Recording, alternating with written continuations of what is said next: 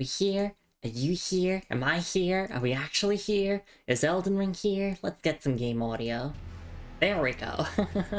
Hello everybody. Good morning, afternoon, evening, wherever you're in the world. Hi, Lumi here, and welcome back to more Elden Ring. Oh, Elden Ring. Where last time we wrapped up everything that we can do with the Volcano Manor for now, and we have arrived here in Leyndell, the royal capital, in the Altus Plateau, of course, and we're just going to be exploring it for this stream. We have a bunch of questline stuff to do here in Leyndell, but we have two priorities here. Obviously, doing questline stuff, but secondly is we gotta do all bosses. And of course, you know, I want to do a bunch of exploration as well, so we have more than enough to keep us busy for not only this stream, but I'm sure the next few streams as well, since Leyndell is pretty big, pretty intricate as well, so I'm really excited to get to exploring it in full. And of course, hello to everybody here. It's so lovely to see you all around. Hello to that Toasty. Hello to my amazing wife and partner Moon. Hello to Melissa. And of course, hello to any lurkers and VOD watchers. Hope you're all having a good one. I am doing pretty solid. This is going to surprise absolutely no one when I say, you know, I'm feeling a little bit tired, you know, the usual, but my vision's like slightly blurry, so it might take me a while to just like read chat messages. I have to kind of look over to chat and let my eyes focus properly for a moment. I do feel like well rested. Like if I had to put it on a scale of like 10 being I am so awake and alert and 1 being like I'm falling asleep midstream, I'd put myself at about like a 7 or an 8. Probably a 7. Yeah, I think that's where I'd put myself. So not in like tip-top peak condition, but definitely good enough to still play some Elden Ring. So I'm gonna stop yapping about all that stuff. Let's just boot up the game, and well, we have bosses to take down and lore to read, of course.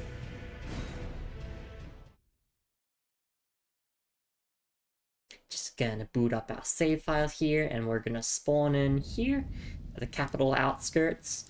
So, fun fact, I guess it kind of counts as a boss. It is a boss, in my opinion. Yes, there's a bell-bearing hunter fight here. Yep.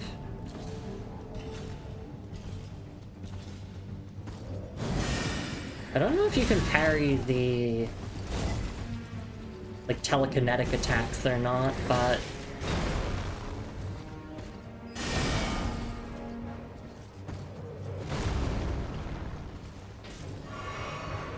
yeah, so the most ideal range to be at for Bell-Bearing Hunter is like right in front of them or behind. Do not fight Bell-Bearing Hunter at range, even if you're like...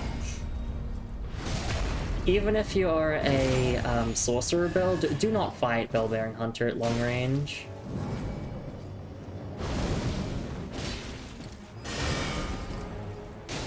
The Bell-Bearing Hunter needs 2 parries in order to get the riposte on, in case you're wondering.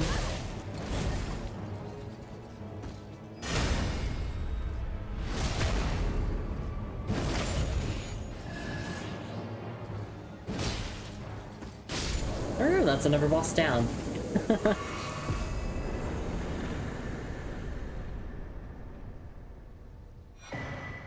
Medicine Peddler's Bell Bearing. So proud of you. Thank you, Moon. Let's take a look at our loot. Medicine Peddler's Bell Bearing. Bell bearing of an unfortunate medicine peddler who was slain by the bell-bearing hunter. Offer to the Twin Maiden husks at the Round Table Hall to gain access to the following items: neutralizing boluses, stanching boluses, thaw frost boluses, and stimulating boluses. Okay, so I don't have to make them anymore. I can just, like, get them from the Twin Maiden husks now. Those are the items that cure status effects like poison, frost, bleed, madness, and all that, so that's nice to just be able to purchase them instead of having to use all my crafting materials on making them. But I have Flame Cleanse Me, which kind of gets rid of poison and scarlet rot. So I guess I'll just focus on buying the boluses that cure other effects like madness and whatnot that Flame Cleanse Me doesn't cover. But yeah, no, there you go. Bellbearing Hunter just parried to death casually. Right as I booted up my save file, no less. The ball spellbearing. Funny it doesn't sell the rot ones. Oh, it doesn't!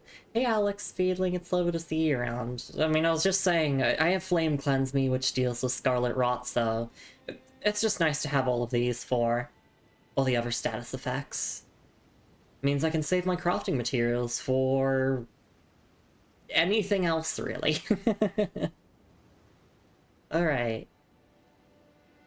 Not that this is a super important item description, but I'm just gonna skim it again in my head, just, you know, to make sure that I'm processing information correctly today, because disabilities be a bitch. And hi Lena, it's lovely to see you around as well. Hope you're doing alright. Thank you so much for stopping by.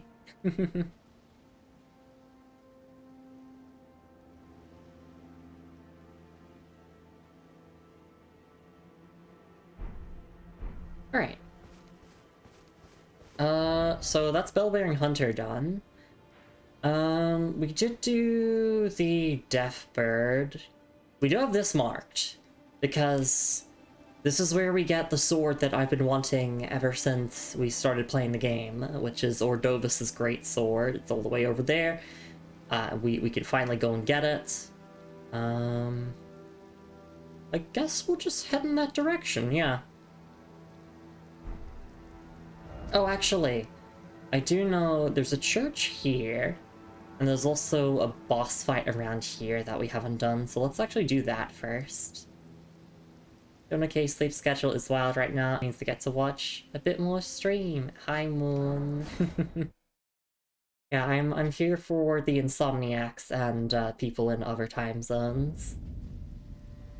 That's what these stream slots are best for at the very least.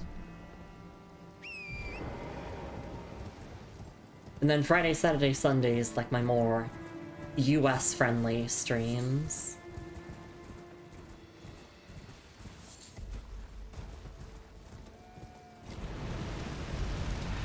Oh, yep. Here it is, it's another tree spirit.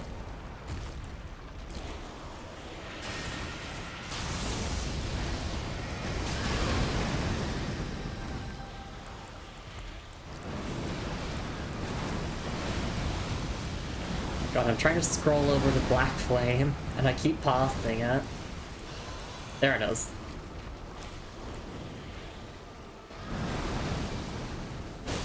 Okay, so apparently this is a boss, but yet again, there's no boss health bar.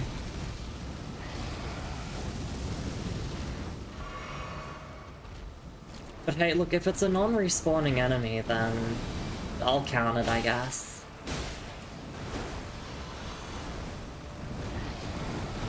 Especially since a lot of these tree spirits have been, like, actual bosses.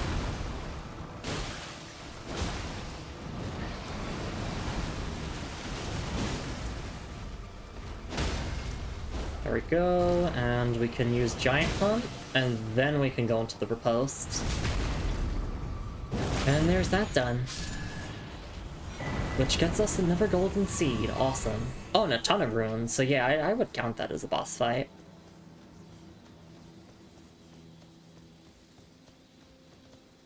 And what do we got up here? We got the Giant Crusher! Yay! Big bonk. Giant Crusher, 60 strength, wow. And it is a colossal weapon. A hammer made from a boulder, used in the war against the giants. One of the heftiest weapons in the entire Lands Between. After the giants were quelled, and man turned against man in violence, this weapon was all but forgotten. Man has grown feeble in comparison to his forebears. And the skill is Endure. Okay, so yeah, there's some more details on the war against the giants. which we do know happened, of course. And I think there was a war against the dragons as well. There's multiple different wars that seem to have occurred either during or before the Shattering. Or, no, I would say, yeah, I'd say during or before the Shattering is when these events seem to have taken place. Love me a big bonk stick. I should try colossal build someday. They're fun. I do love big bonk weapons and big slash weapons, but we're using primarily great swords in this playthrough, which is kind of an in-between of using, you know, a lightweight weapon and a super heavy big bonk weapon. Just kind of that in-between range, and it's been fun. Okay.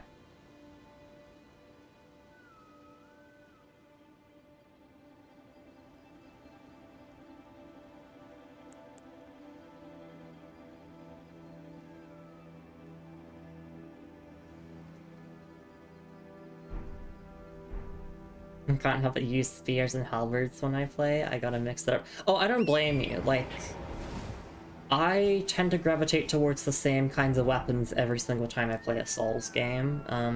Like, I could mix it up and I could, like, actually play a sorcerer for once, but I was saying this to Moon the other day. I don't think I've ever actually leveled the intelligence stat in any Souls game.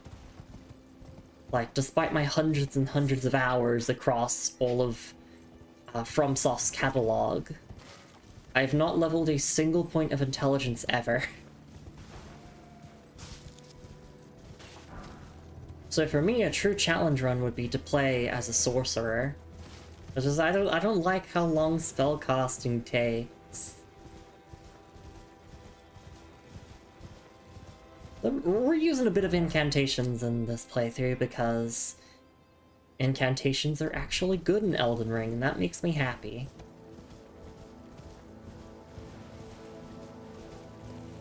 Anyway, so apparently there is a Church of Marika down there.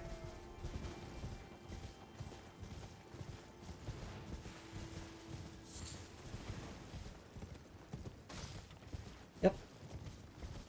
Or what appears to be the ruins of a Church of Marika.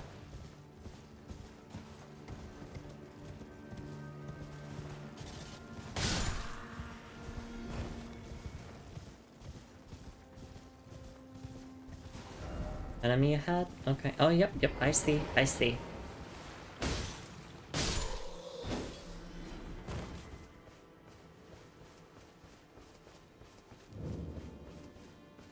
Minor Erd Tree Church.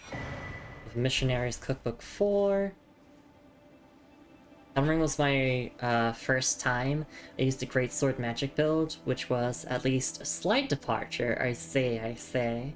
Alex says that sorcery in Elden Ring is extremely liberal with its casting animations. I guess I just have this problem of I always want to do a full charge on, like, an incantation or a sorcery. Whereas, like, just uncharged would be more than enough in most situations. I'm like, yes, I must do full charge Crystal Burst every single time, even if I get hit for it. At least in the context of Elden Ring Night Rain, but it's the same engine, so... And a lot of the same fights and across both games. Alright, let's take a look at this cookbook. Missionaries Cookbook 4. A record of crafting techniques left by a man who, unable to become a finger maiden, instead became a missionary and went forth to spread holy teachings. Acquired the knowledge to craft the following: holy grease, drawstring, holy grease, haligbone arrow fletched, and haligbone bolt. Oh yeah, baby. We're getting all of the holy stuff now.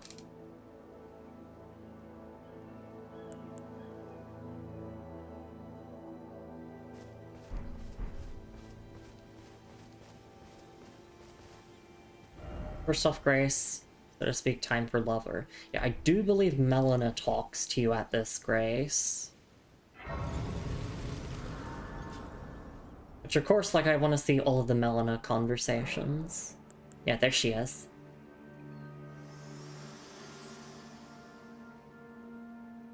Spoken echoes of Queen Marika linger here as well. Shall I share them with you? In Marika's own words, I declare mine intent to search the depths of the Golden Order through understanding of the proper way. Our faith, our grace is increased. Those blissful early days of blind belief are long past. My comrades, why must ye falter? Okay, interesting. Very, very interesting stuff from America there. I also got the Outer Order gesture, which is a very cool gesture. I don't think we can actually level up here without current ruins. I'm just like, God, I wish Melina was in this game more. Like, give me a mod that makes it so that she's always at a grace with you. I guess I'll just say bye to her for now. And we can try out the Outer Order gesture.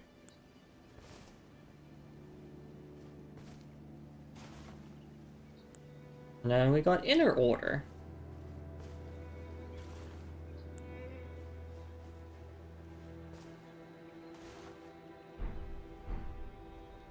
Yeah, I wonder when that conversation with America took place. Presumably, like, during, before, after the shattering. I mean, I know that doesn't really narrow it down too well, but it's something. It's something. Kind of like talking about,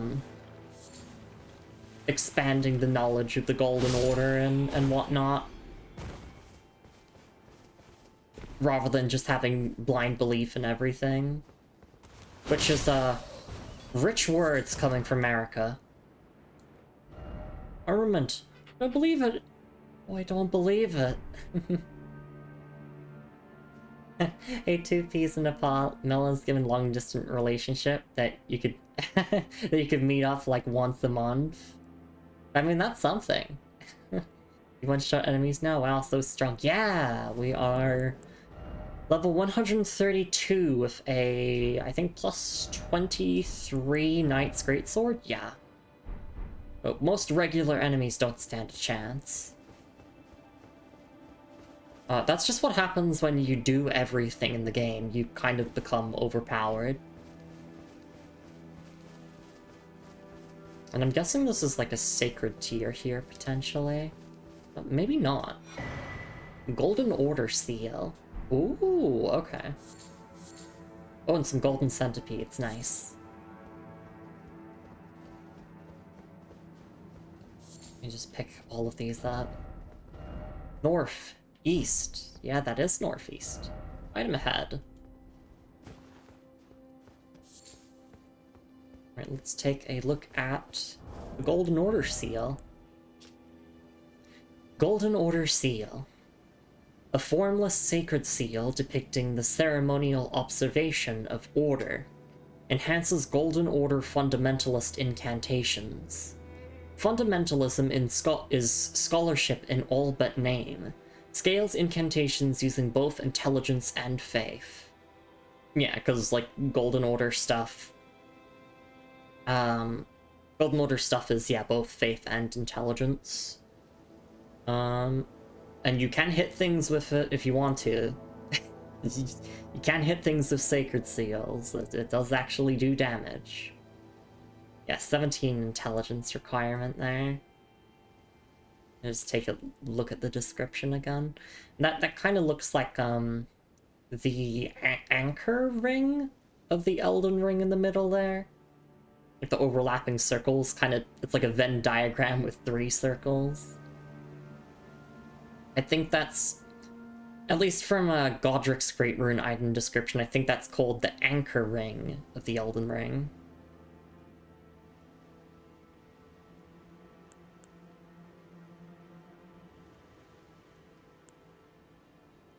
Alright, sorry, gotta clear my throat. I'll just reread the item description again in my head, and then we'll continue on exploring.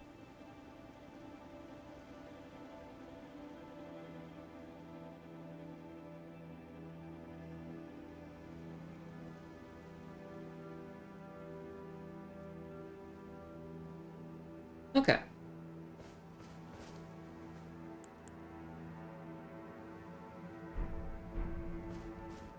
Also, hi, hi, Wolka. It's lovely to see you around. Sorry, I'm a little bit tired as I always am, so you gotta be patient with me. Hey, Glitch as well. It's lovely to see you around as well. Is that Excalibur? No, we don't have Excalibur. Alex says that ironically, Order's Blade Holy Buff Incantation still only scales of faith even using this seal. Huh. Looks like someone doing a T-pose. I mean, that is like the symbol of the Golden Order as well as the T-pose.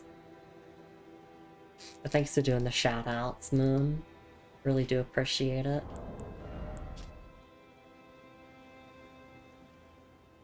Yeah, I guess no, I can see the T-pose. If you ignore some of the lines on the triangle, that's also a T-pose or like a cross.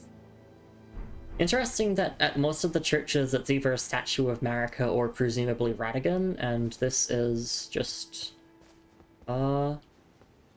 potentially a minor erd tree.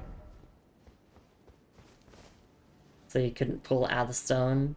You pull it out of the stone, use it as a hammer instead. It's definitely Excalibur. Oh, you mean the giant crusher? Yeah, we got the giant crusher. That's in our inventory. Yes, we did just pick it up. I got 3 golden seeds, so I think we need like 2 more of them to get a flask upgrade. But Leyndell is so rich with golden seeds that I wouldn't be surprised if we were able to get another, like, within this stream.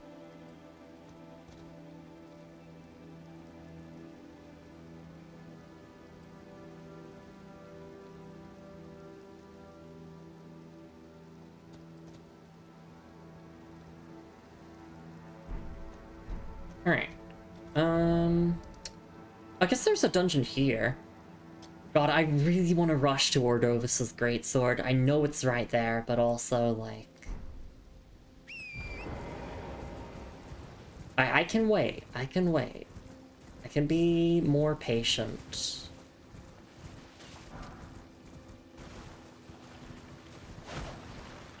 Good night. There we go. Yay, another Guardian Sword Spear.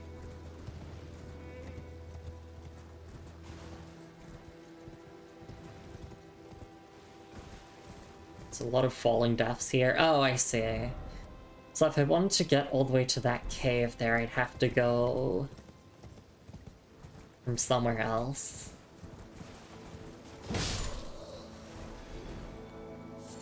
Smoldering butterflies. They're mine now. I need them more.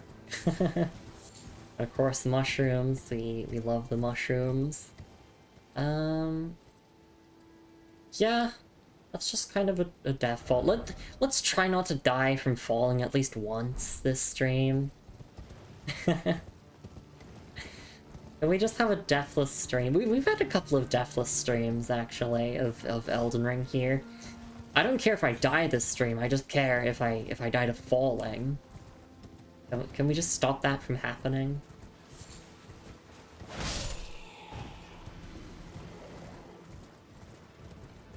I think we can just ignore most things around here. Or the butterflies descriptions I have. But I can double check it because it's nice to reread item descriptions every once in a while once I've obtained like more context as to the world that we're actually in. But I feel like we got smoldering butterflies in the very first Elden Ring stream, and I'm not gonna remember like the description fully from them. Holy Grease. Let's take a look at the description again, why not? An eternally burning butterfly found near wildfires and elsewhere. Material used for crafting items. Serves as the kindling for a number of items. And then there was another type of butterfly. What was it again? Oh, I mean, there's Aeonian butterfly. We've already looked at that before. A butterfly with withered scarlet wings, found in the swamp of Aeonia, material used for crafting items. According to myth, these butterflies were once the wings of the goddess of rot herself. A nascent butterfly, an arcane butterfly with translucent wings, material used for crafting items, exceedingly rare to find. This butterfly appears as if it's just emerged from its cocoon for its entire life. Incredibly important for no reason once you know the content, or like the context. Okay. Because just looking at the item description, like at least for the smoldering butterfly, it just describes its functionality, essentially. The other two ones actually do, you know, give you a little bit of extra lore. But good to know, good to know. I'll try to keep that in mind as we progress through the game.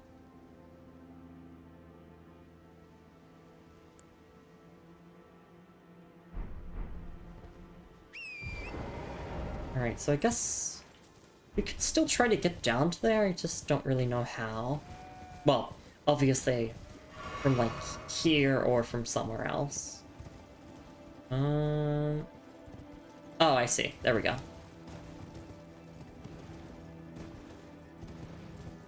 Oh, and I hear a scarab. And I'm glad I made the jump there. That could have been disastrous. That's a Marika statue there, Stake of Marika. Marika's tits, you must be hungry.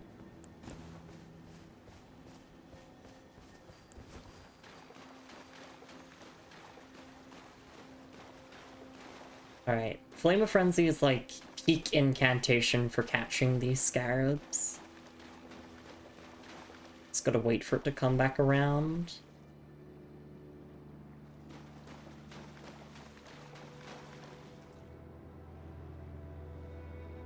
Probably takes a while if it goes around the like entire lake here. Or maybe... Oh, no, no, it's coming back. Oh, shoot, oh, shoot. Let me charge this. Oh, no, okay, I went a little bit too early. There we go. Prayerful Strike, hell yeah. Ominous Marika statue, definitely a boss. We'll have to see. Like, where are all the bloodstains at?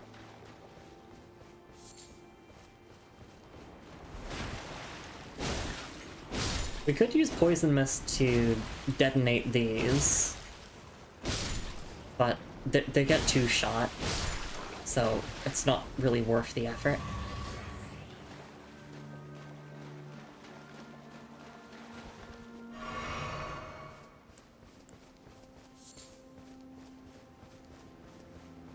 And of course, there's going to be messages praising the dog. Try Rump. Visions of dog. Dog oh dog, so to speak, oh dog. Hey Netta, lovely to see you around. Is this the part where where I what? Lovely to see you around.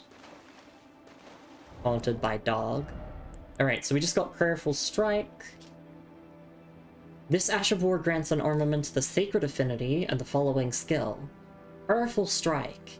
Raise armament aloft in prayer, then slam it into the ground. This inspired blow restores HP to the self and nearby allies if it successfully hits. Usable on axes and hammers. Okay. Haunted by dog.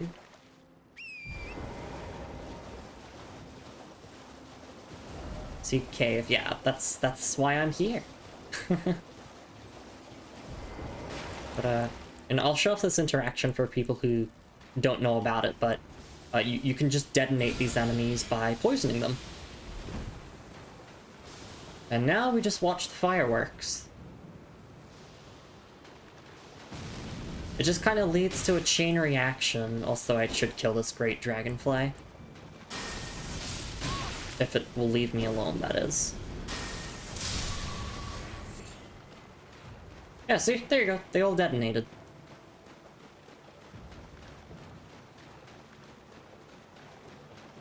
I'm Boob.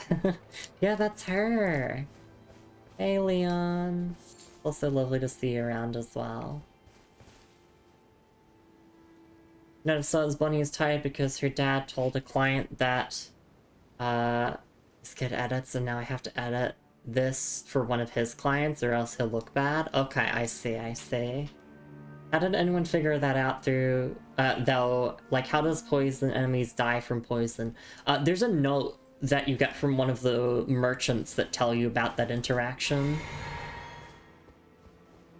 The Nomad Merchant notes are, like, actually really handy. They tell you about all of those niche interactions and, like, more important things as well.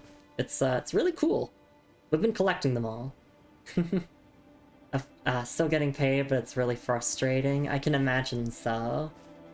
Still wishing you the best of luck with it all regardless, Netta.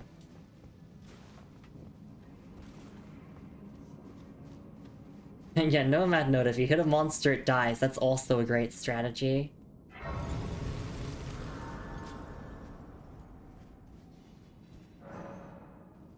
Alright. Here we are at the cave that I was looking to get to. Can we level up anytime soon? No. Probably after the dungeon. Let me guess, hidden wall. Oh, it actually was this time. Oh, well, to be fair, you can't really progress ahead in the dungeon unless you hit that. See, I didn't read the player messages because I'm like, oh yeah, it's gonna be same old, and it actually was a hidden wall that time. This is the sealed tunnel, which means we're gonna get a lot of smithing stones. I know a lot of people don't really like the kind of asset/dungeon reuse in Elden Ring, but god do I love going into these generic tunnels, because I know that I'm gonna come out with like 100 million smithing stones.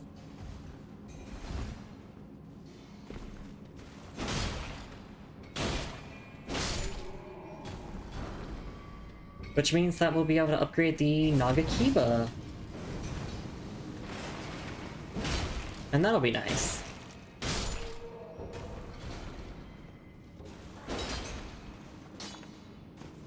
I want to get a backstab there, but apparently not.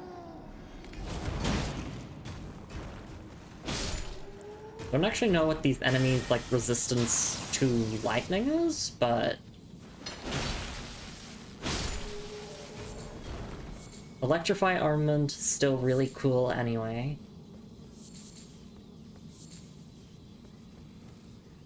And look, you're not playing a Souls game correctly if you're not trying to look cool all the time. I guess with this money I can buy a bunch of Blu-rays. Yeah! Collecting physical media is really, really fun. Oh, look, it's Volga Militia.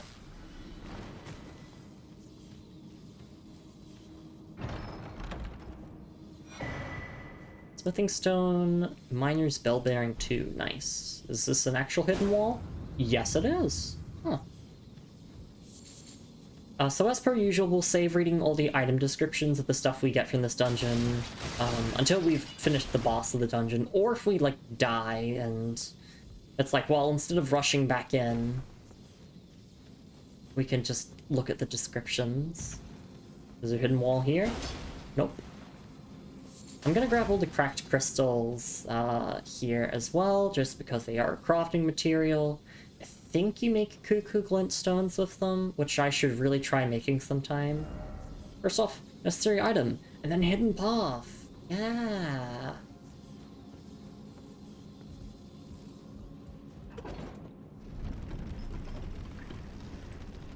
Is there a drop down here? Yes, there is.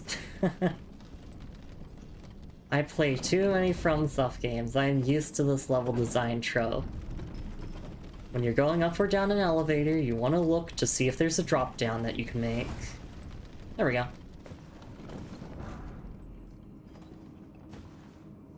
And then I could get all the way up there, potentially. Hidden path ahead, yeah. Oh, wait. Damn it, you lied to me. I'm just thinking, how do I get down now without dying? I think that's something I can land on over there. There's never like a dead end where you'll die. Is that I think that's a jump there. Yes, it is. Yeah, normally players will put messages like where you can actually make jumps and not die. But not that time. Oh, I mean, I also have rainbow stones. I can just drop those. Because those will, like, basically tell you if a fall is lethal or not. Netta says, also, Eurogamer gave Arc Raiders 2 stars. Yeah, that's deserved. I don't like Embark and the way, like, they're using Gen AI for voices. I don't give a shit if the voice actors consented to it. I think voice actors should be paid more. And this is setting a really bad example for the industry. And also, like, all the other concerns of Gen AI and all that. Voice actors wore the mark of the beast, exactly. Sorry I'm going up and down on this elevator a whole bunch. I'm just thinking, like, is it worth doing, like, this jump over here? Does that lead to anything, or is that just pointless? Yes, it is pointless. Actually, I might just die here now. Yeah, there's a bloodstain. Let's watch this replay, everyone. Okay, I'm gonna go for it. Yep.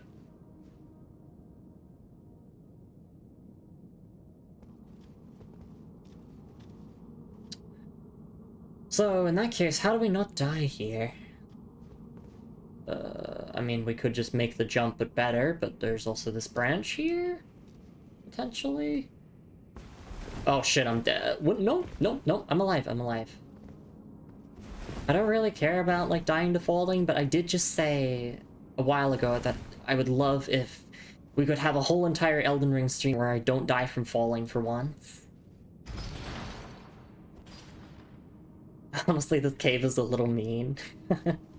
I think I saw something online about people just rushing to this cave at the start of the game just to get the bell bearing and then leave.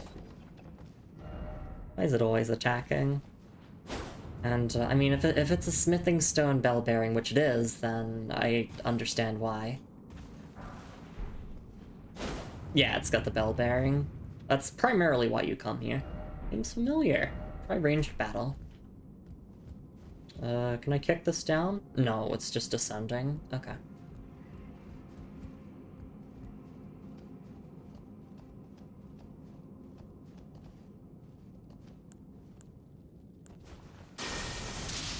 Bonk and bonk.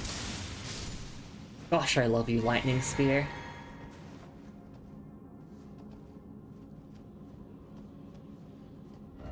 All required ahead. Well, I see that's an abductor virgin there.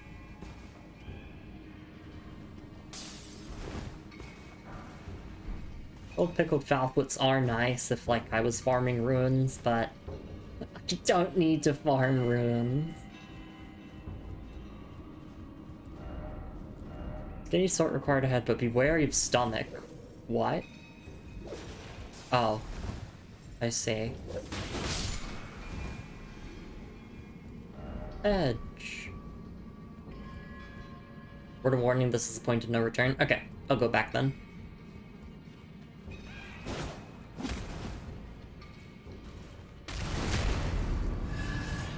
Because then if I wanted to backtrack, I'd have to, like, fast travel back to the first Grace, and then have to, like, run through all the enemies, and that's just too much of a headache. You know, I'd rather just do the whole entire dungeon in a single run. So, thank you for saving me time. Yeah, but be wary of throwing. Yeah.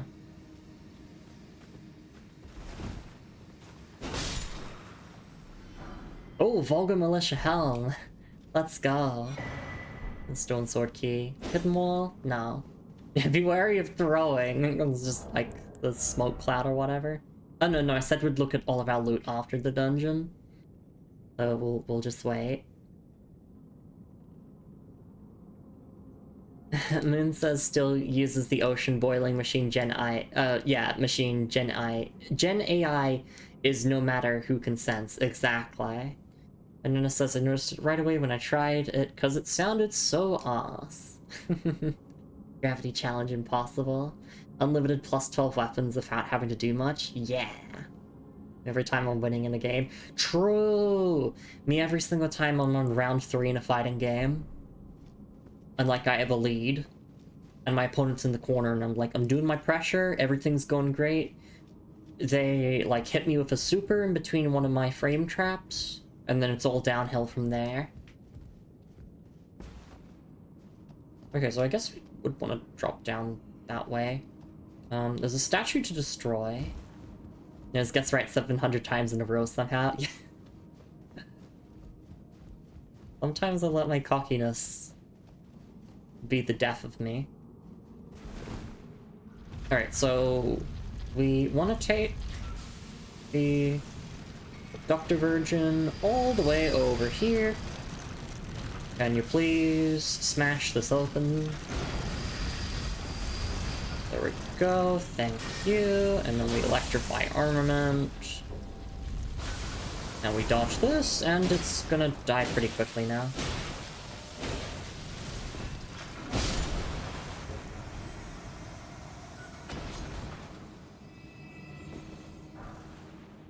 Three smithing stone 6s? Hell yeah.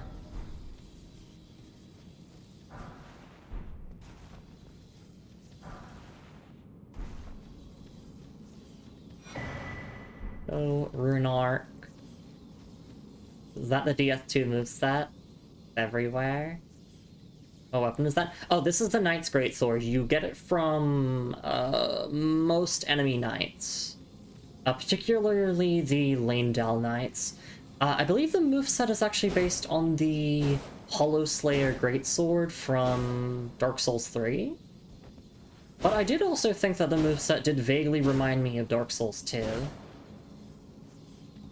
Mirror moveset's less common in the games after 2. Oh, is this actually the mirror moveset? Because when I looked online about it, all I heard people saying is like, oh, this is the Hollow Slayer Greatsword or whatever. Okay, yeah, so it is DS2. Yeah. Hollow Slayer is the mirror Greatsword. Oh, okay. I had forgotten. My knowledge of Dark Souls 3 is, like, not the best. I would say that I'm most knowledgeable about DS1, and then DS2 and DS3. But yeah, we're using Dark Souls 2 Greatsword. And when the Tarnished Edition comes out next year, there's like Lucatiel's armors getting added to the game. So that'll be really exciting. One of my favorite questlines in like all of FromSoft games.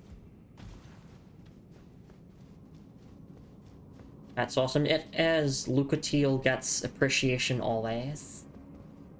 Like the moveset was faster in DS3, also quite powerful for that very reason. Yeah. I like the two-handed light combo because I'm not like super concerned about realism when it comes to like fantasy games and like practical fighting techniques, but I have heard like from people who are larger nerds than I am about sword fighting that like this is a pretty realistic way of using a sword. Especially like, yeah, going back and forth between that stance and between hits. I had this game a replay as the same upgrade edition that DS1 had. What do you mean? Like, weapon upgrades? Or am I being silly?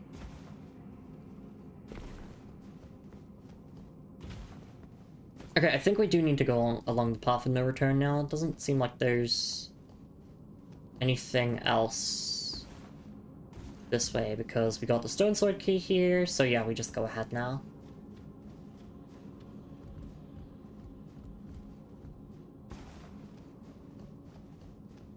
That mirror greatsword is the closest you're gonna get to actual martial arts for swords. Exactly. If you own DS1, you could pay much less to get the remaster. Oh, yeah, exactly.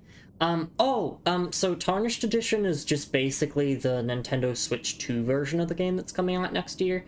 From what we understand, it's just going to be an update for other editions of the game, just like on PC and whatnot. I don't think you'll have to buy the new stuff that they're adding.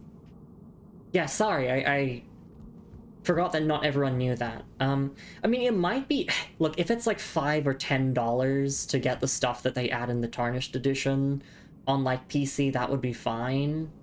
But I would just rather it be free, because it's like, I already bought the game. This is just new stuff that's being added, you know, to celebrate, like, the Switch 2 launch of the game. But yeah.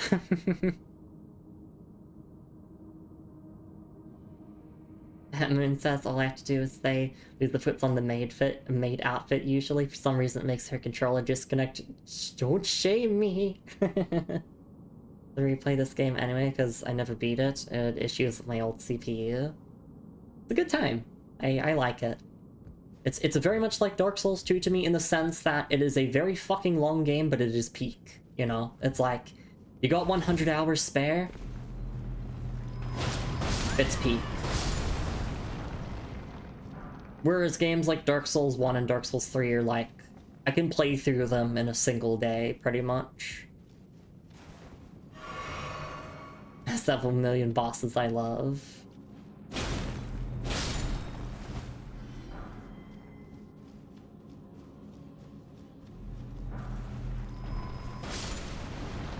But generally I prefer, like, shorter Souls games, just because to me that helps the replay value. Because then I don't feel as if each playthrough is like hundreds and hundreds of, like, hours of commitment. Obviously, like, I could make future playthroughs of Elden Ring and Dark Souls 2 a lot shorter if I just, like, didn't play the way that I normally play Souls games, but... I have to play this slowly, you don't understand. It's essential. I have to read all the item descriptions. I have to talk to everyone every single time. We do love the balls of destruction. Also known as Dazed Nuts. Danger.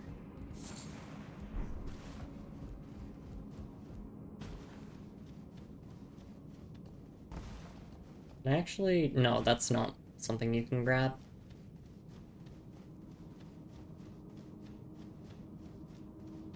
Was this a hidden wall here? Oh, it actually was. I mean, to be fair, I also did see the player messages that kind of hinted me towards it. But still. Just making sure that I'm getting, like, everything here. Yeah, I think I got everything. And look, if I missed anything, I can always look it up off stream and we can just, like, backtrack at the start of the next stream, but... I mean, I think we've gotten the main loot here, which is primarily just the bell bearing and, the upgrade materials.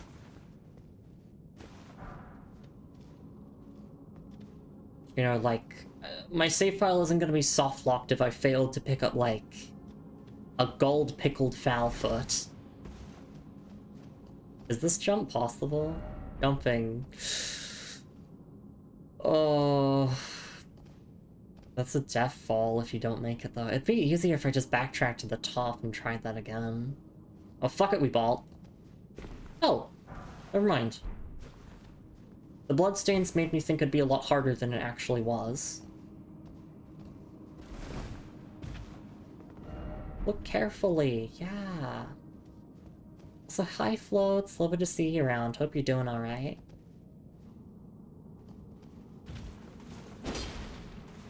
There's nothing here. Yeah, that's why I prefer Dark Souls 2. I like longer games, because I'm usually not going to replay the games for a long time. Yeah, that makes a lot of sense.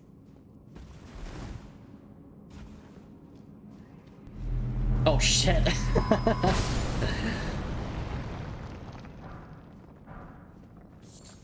I nearly fell for the trap.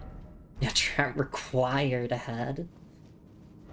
Big foe ahead, I've been told. No enemy ahead, I've been told. Try blood loss. Didn't expect weak foe. Is that going to be Smelter Demon? That looks like the Smelter Demon Arena, almost. Not quite, but almost. Behold regret? No? Like, regret for coming this way? Order ahead. Also, I like that the blood on my character's face is landed in a very aesthetically pleasing spot, you know, right below the eye.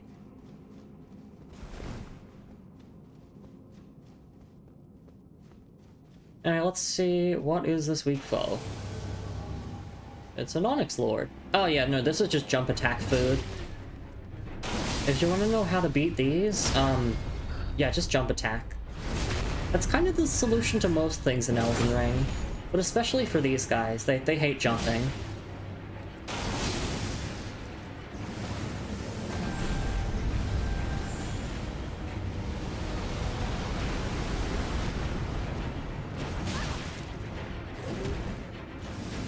Damn, it wasn't hitless. There we go, Onyx Lord's Greatsword. Thinner ahead. Look at all these statues. I do also try to make a point to, like, pay attention to the visual storytelling of Souls games.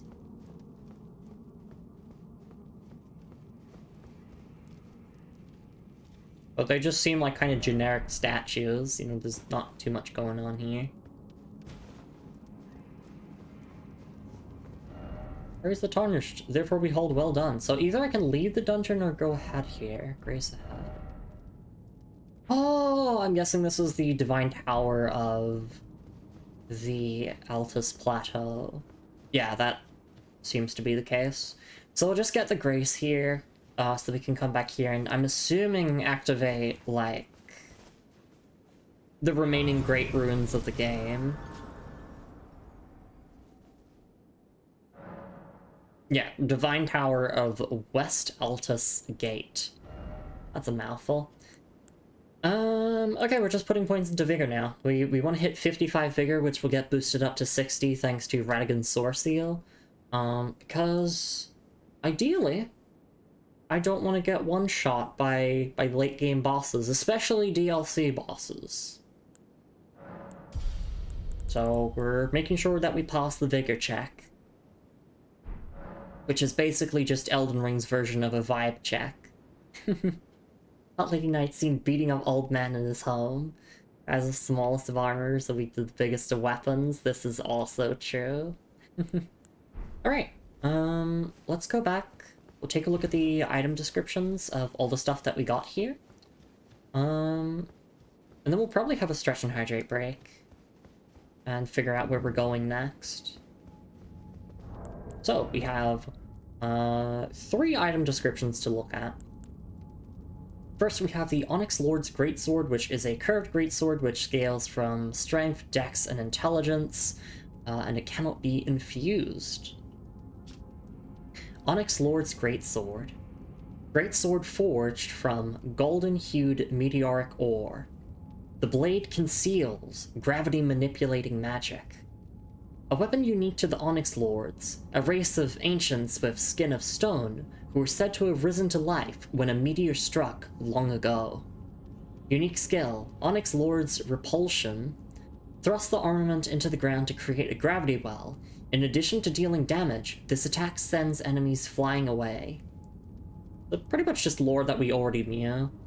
And we also know that, like, Radon, like, primarily learned gravity magic from one of the Onyx Lords, or like the Stone Skin Lords, or whatever terminology, but one of this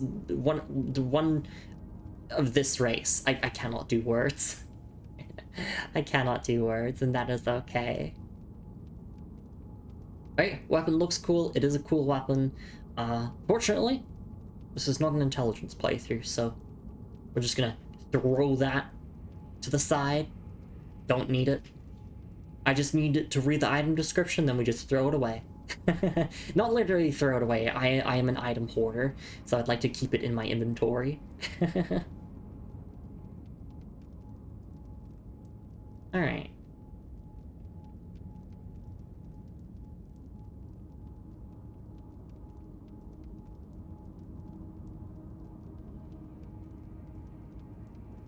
And then we have the Volga Militia Helm, which is gonna have incredible lore here. Helm worn by lean, mean, and filthy militiamen. The upward extension serves to create an appearance of larger size, however slightly. Yeah, I mean, they could have fooled me, because yeah, they certainly do look a lot bigger than they actually are with this helmet. They're very tiny. Very, very tiny. They die in like one shot at this point. Alright. And then the Smithing Stone Miner's Bell Bearing. The bell bearing of a miner who once dug for smithing stone. Offer to the Twin Maiden husks at the Round Table Hall to gain access to the following items. Smithing Stone 3, Smithing Stone 4, and Explosive Stone. Oh yeah, baby! Being able to buy Smithing Stone 3 and 4s is huge. You know what, let's go back to the Round Table Hold. I mean, I might as well return to entrance with this.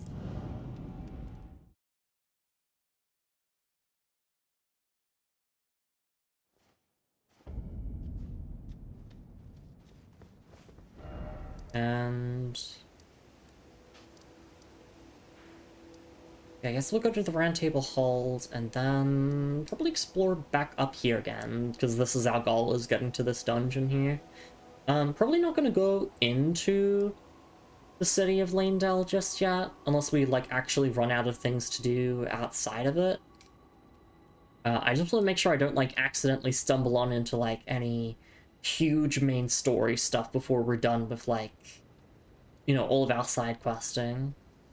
We definitely don't want to go to the foot of the Erd Tree. That's for certain. Alright. Round Table Hold, where art thou? In the corner of the map. Because it's basically a separate dimension.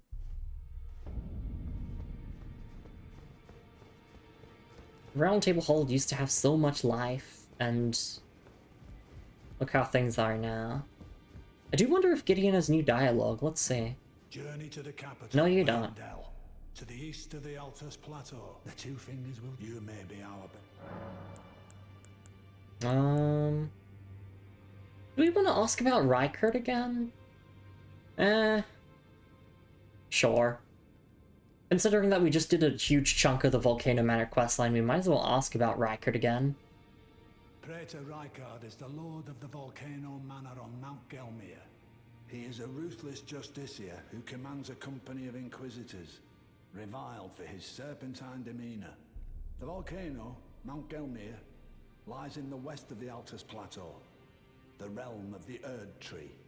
It was the stage of the most appalling battle in the entirety of the Shattering. Rykard has committed the grave sin of blasphemy, marking himself as an enemy never to be forgiven. Okay. Then we can ask about Morgott as well, because I think Morgott is meant to be in the capital, but I might be misremembering what Gideon says about him. Morgott the Grace-Given is Lord of Leyndell, the capital city. It lies at the foot of the Erd Tree, in the east of the Altus Plateau. But the two fingers forbid us from venturing there, until we've acquired enough great runes to repair the Elden Ring. Okay, yeah, so the Lord of Leyndell. So we're definitely going to be fighting this Morgott person, which sounds really similar to Margit, because that's an Elden Ring moment. Or all of the names sound similar. Morgott the Grace-Given is Lord of Leyndell. It lies at the foot of the Erd, but the two fingers forbid until we've acquired... Alright, so let's go to the Twin Maiden husks, and let's hand over both of the bell bearings. We'll check in with Dung Eater, see if he wants to say anything else to us. Probably not. Go and unshackle my corporeal flesh, trapped in this sewer jail below the capital. I can kill you and defile your corpse. Then the pox will truly be your own. Yeah, he is a real lovely guy. And we're handing over the seed bed curses over to him.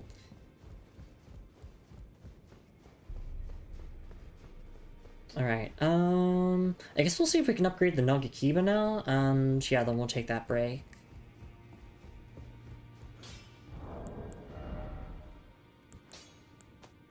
I'm just thinking maybe I need to crush some runes, but let's see how much it costs first. Well, where have you been hiding?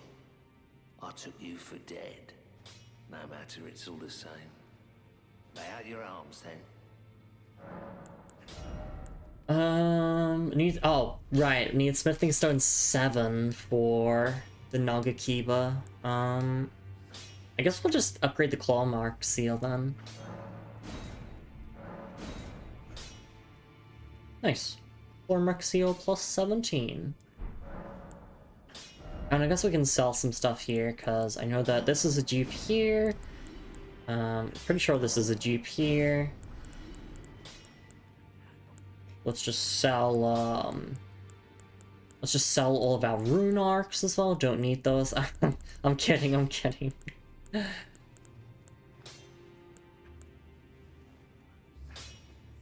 checking the description of the Erd Tree seal again.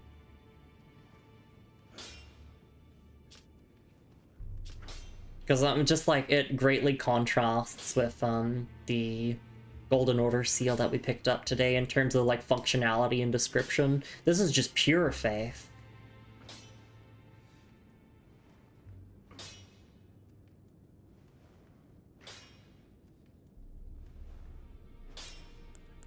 Alright.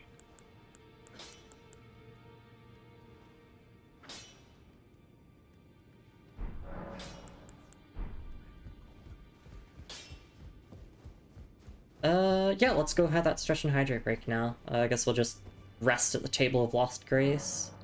By rest, I mean just stand at it like this. It'd be cool if you could actually, like, sit in the chairs. Or just chill. But, yes, we'll take that stretch and hydrate break, and once we come back, we're gonna go and get Ordovis's Greatsword, most likely. And I guess if we wrap up every single boss that's outside of, like, the actual city itself, then we will go into the city and, continue on with all the quest lines. Primarily here in Leyndell, we have 3 quest lines to do, for the most part, which is Dung Eater, Bok, and Corrin, is what I remember from my notes. But of course, I'll double check them if I need to. But yeah, no, that's pretty much that for now. I will see you all in a couple minutes. Make sure to take care of yourselves, everyone. Grab yourselves a snack and a drink if you can or want to. And we'll be back with more Elden Ring after a short little break. See you all then. Take care.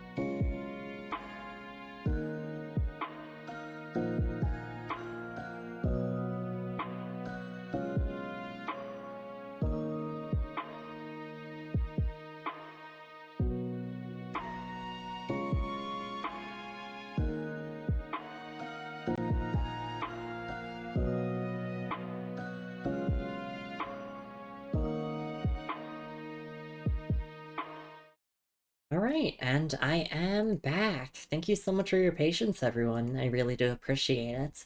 Let's continue our exploration of, I was about to say the Altus Plateau, but no, Leyndell, which is, well, part of the Altus Plateau. Alright. Just gotta scroll my cursor all the way up here. Yeah, I feel like I kind of want to go for the sealed tunnel and just, like, explore around this area here. Honestly, the worst part about doing all bosses is just nighttime bosses, because I literally don't know if there's a nighttime boss in an area, unless, like, there's a player message or I look it up. Oh, wrong way. I just wanted to go from this gray since we can just head up here and continue exploring.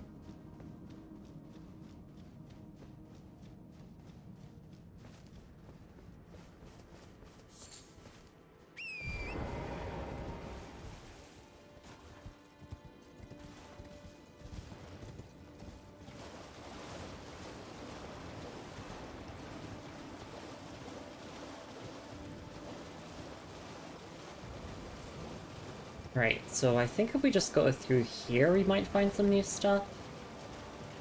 Who knows, though? It could just be a dead end. It kind of is. But there's a, there's a spirit stream here, so there's that at least.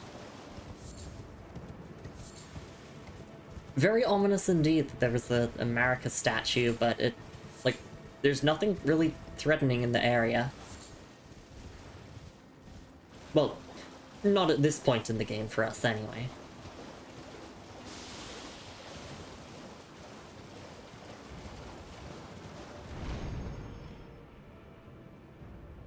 Yippee! Okay, where are we now? Here. Okay. Is this a smoldering butterfly spot? It sure is, which means that I'm gonna mark this on my map.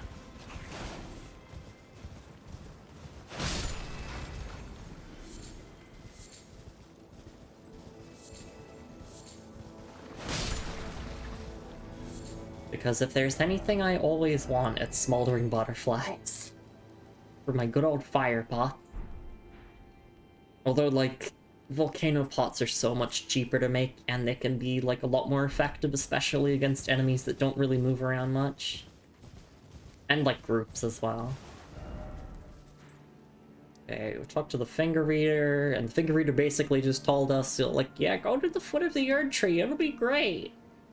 So yeah, I guess we'll just go to marker 1 there.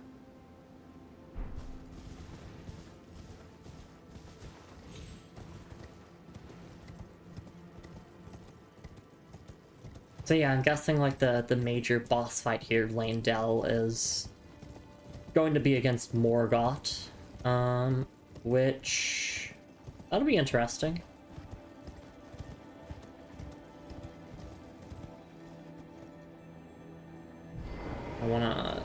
I wanna shoot this scarab here. Please let me lock on. Please let me lock on. You're so cruel to me, Elden Ring. I mean, I could just, like, use a bow or something that's really easy to aim and shoot the scarab that way, but nah, fuck it. Are you kidding me? Jump attack. Oh, do you have to, like, follow it or something? Or is it just gone? Do I need to reload the area? Oh yeah, I see, like, you'd probably plunge from above to get it. If not, just, like, using a really quick attack. So we'll probably just reload the area to get that.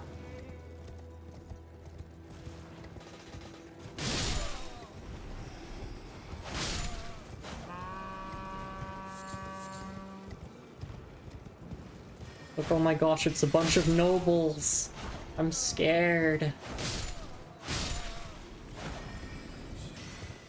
They're gonna flaunt their wealth.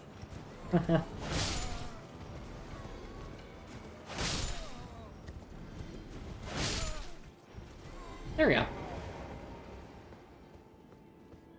Moon says, I guess it's nice to have, but you're already good at taking groups. Whoa! Thank you. Dead end, oh dead end. Visions of you don't have the right. Lost Ashes of War, those are nice. Order.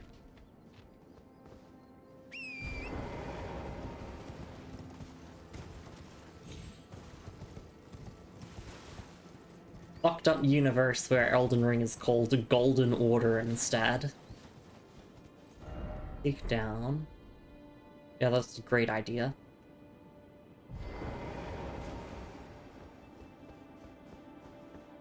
I mean, Golden Order wouldn't be a bad name for this game if, like, I had to pick a different title for it. Because Marika's fun genocide journey doesn't really, like, sound as marketable to the average person.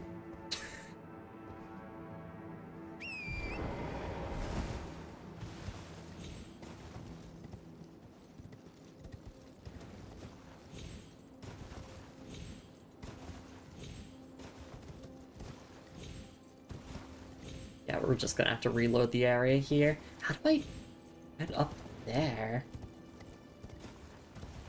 I'm so confused why that one person was saying, like, jump attack, because I assumed they meant, like, oh, you know, you can fall from, like, up here onto the scarab and kill it, but still.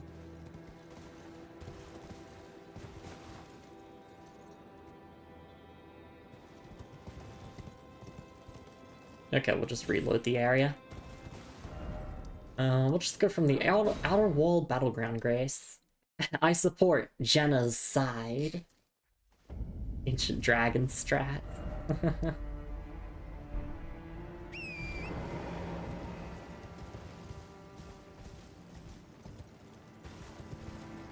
I'm on Reggie's side. Like Reggie's side.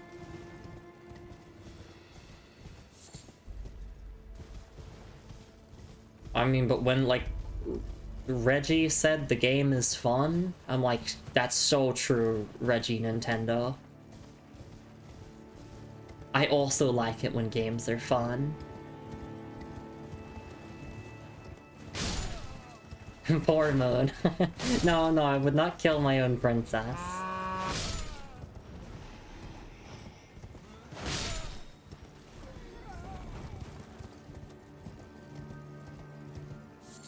Poor me. I was making a regicide joke and you're a princess. Or, well, you're a queen, so...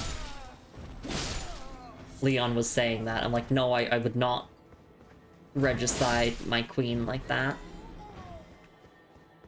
Oh, now it's letting me lock on with Lightning Spear. Huh. There we go. Golden Parry? Okay, well, I guess we can replace Tops's barrier then.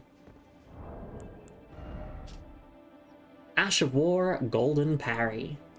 This Ash of War grants an ornament the Sacred Affinity in the following skill. Golden Parry. Perform an Erdtree incantation and swing the shield to deflect enemy attacks and break their stance. Effective even at a slight distance. Usable on small and medium shields. Oh yeah, I will just use this. If it lets me parry at a slight distance as well, you know, that's nice. Be careful about your personal knife. No! No! I said I wouldn't kill my princess.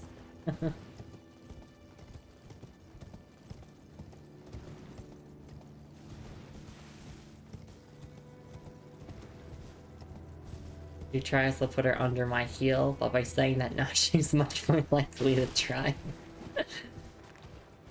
Thank you, Moon. Thank you.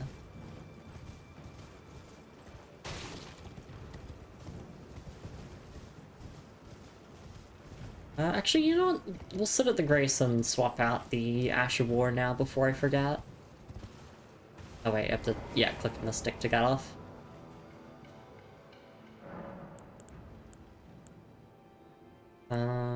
Okay, Ashes of War. It's been so long since I last went to this menu, I forgot that it existed almost. There we go. Golden Parry, and I'll just do standard. Because the affinity stuff... Oh, actually, I see it does change damage negation.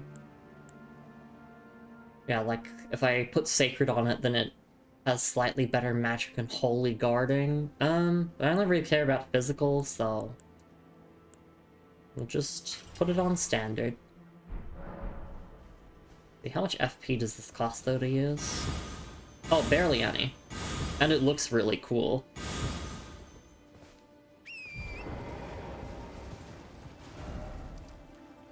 Alright, yep, we're just going that way, then.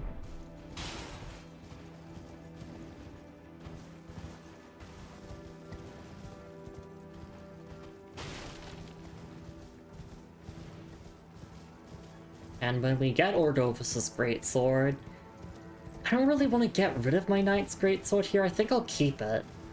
Maybe, just maybe, I could dual wield both the Greatswords, but I'm not like the hugest fan of dual wielding in Elden Ring. It's just a preference.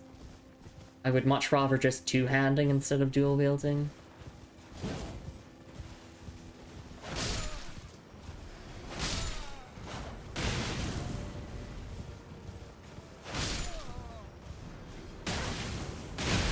Ow. Oh my god. That torch is powerful.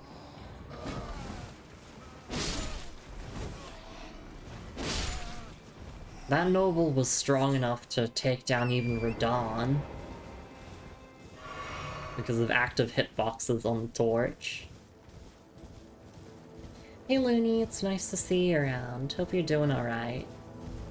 God, this game is pretty. Oh. Hi, Golem.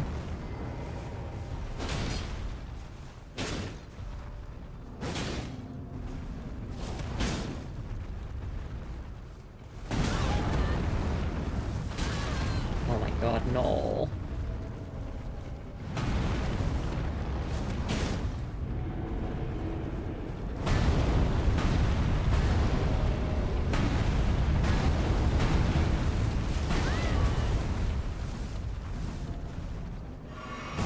I wish this was Night Rain. I wish I had Wilder's ult so I could just go and ult and immediately get the stagger.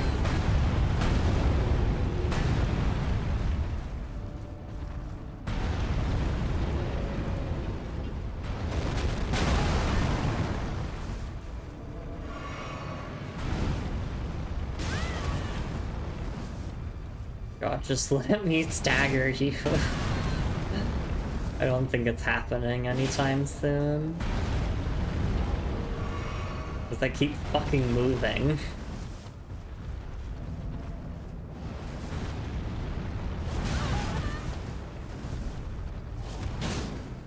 I'm getting, like, a bit of stagger damage, and then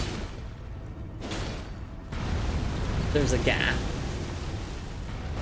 I know its weak point is on its, like, arms. I don't think you could directly target them, so... like, charge heavy attacks, we go. There we go, holy shit.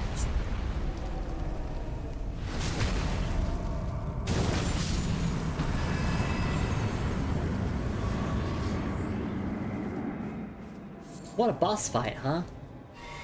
Lumi, that was a regular enemy. Radahn, heh. More like Radahn. It's true. No, I'm not gonna slander Radahn like that. But if I did want to slander Radahn, I'd make like a potential demigod meme. Meet potential demigod. Always can be the strongest, but never is.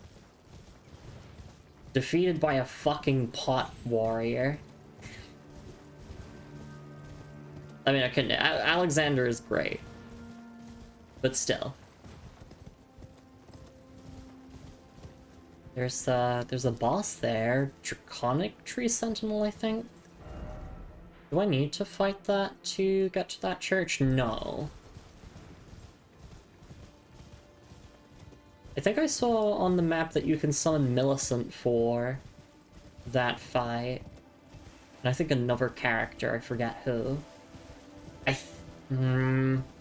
No, I don't remember. But definitely I remember Millicent.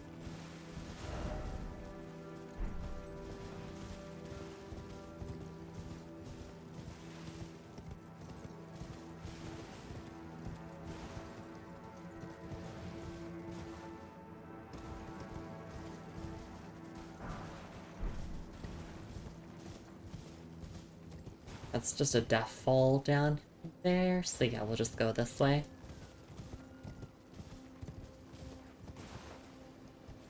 In fact, we could just jump there.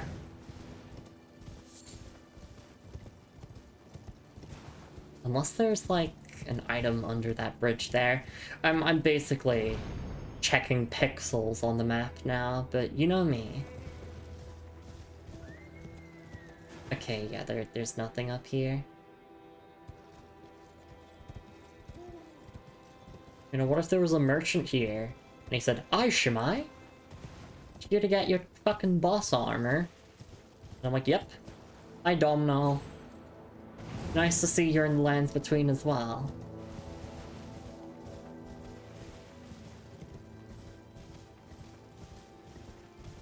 I feel like that's gonna be like a mimic tier bear, maybe.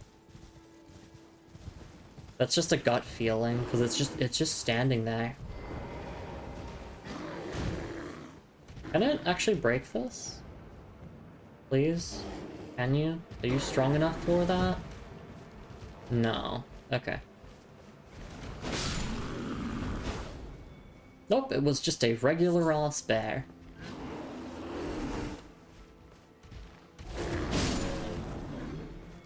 We're gonna need to lure something over here.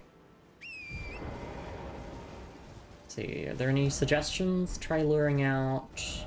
Strong foe required to head there for seek gesturing. Oh, there we go. Hi, Rune Bear. Hi. Lovely to see you. Please don't hurt Torrent. Oh, and that's the first death of stream. It wasn't to falling though. So I'll take that. I was just spamming the dash button to see if I could like get out of hit stun on Torrent and get away, but it was not the case. Okay, it kind of makes sense why there's a Marika statue here then. Since there's not like a Grace that's super close by.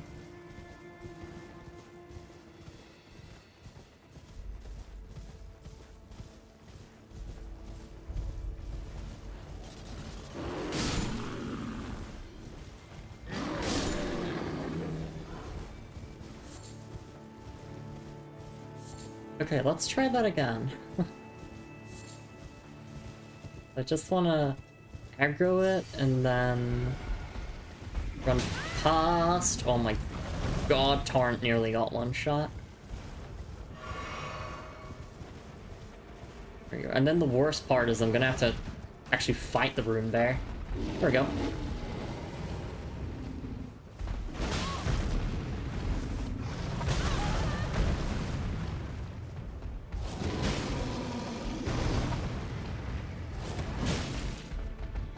Rune Bears are just terrifying. They have so much health, they do so much damage. They're really, really quick. Oh, what? Damn, I didn't get the riposte.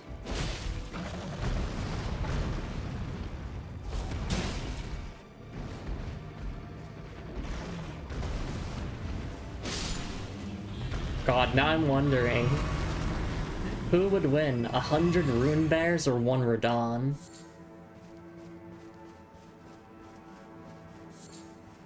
I know people do those kinds of like things where they take like bosses or enemies and they pit them up against other bosses or enemies from Souls games. Oh, some Smithing Stone 6s. I confess, I look up how to fight Rune Bears. It turned out to be easier than I thought. I feel no shame in that. Like, For Elden Ring Night Rain, I looked up how to like fight a bunch of the Night Lords because I wanted to be able to do them solo and without relics and all that. So I've seen like a bunch of videos like breaking down boss movesets incredibly thoroughly and like how to dodge every single thing and punish every single thing. Big mushroom versus every boss. Yeah! In Dark Souls 1, because those big mushrooms, they are so powerful. They have one move, basically. They just punch, and that's it. Bellberry Hunter versus every Night Lord in Everdark. They sweep them all hitless. Exactly.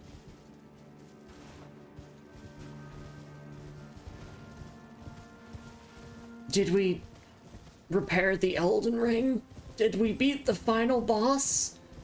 No, Tarnished. That was Bell-bearing Hunter.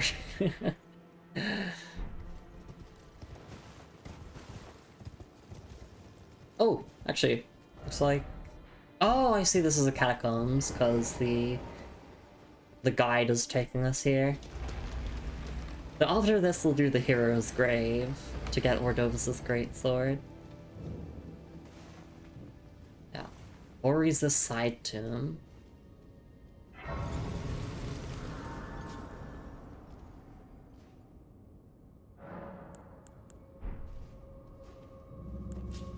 Alright, well, because it's catacombs, I do assume that we're going to be fighting some of those who live in death, so we'll just use our Nagakiba, which has Sacred Blade on it. The Bell, the Bear, and the Ring, and the Hunter? Sounds like a grade B movie. Joy ahead, we've been promised. Seek treasure chest, but be wary of despair. Okay. Well, it's just a living jar. So far, it rhymes. I mean, I do feel bad about killing a bunch of these, because in another universe we could have been friends. Holy fuck.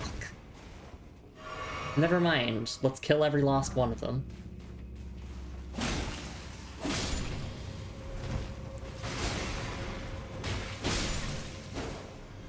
The only living jar I'm friends with is Alexander, and the people of Jarburn. Jarburg. That's the name. We could drop down there. Do I want to is the question. I'm trying to get a view of it, and I can't. Really, at a good angle. No, wait. First try, got it.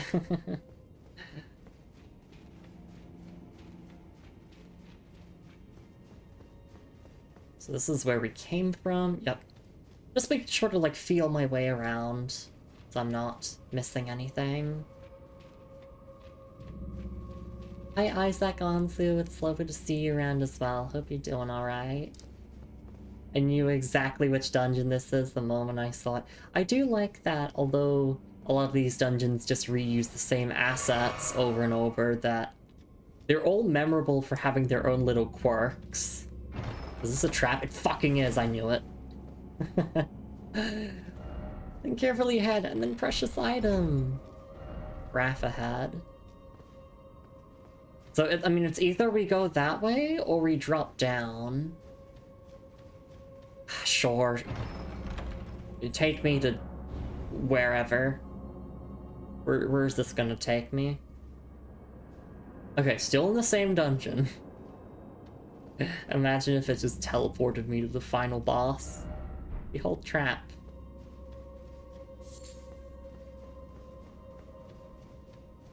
So this is where we could have dropped down to, I think? From up above. Not really get the right angle. Yeah, we could have dropped down to here. Or roughly around this area. Curve right, and then flower head. Okay. God damn it. Imps, why? And the imps say, why not?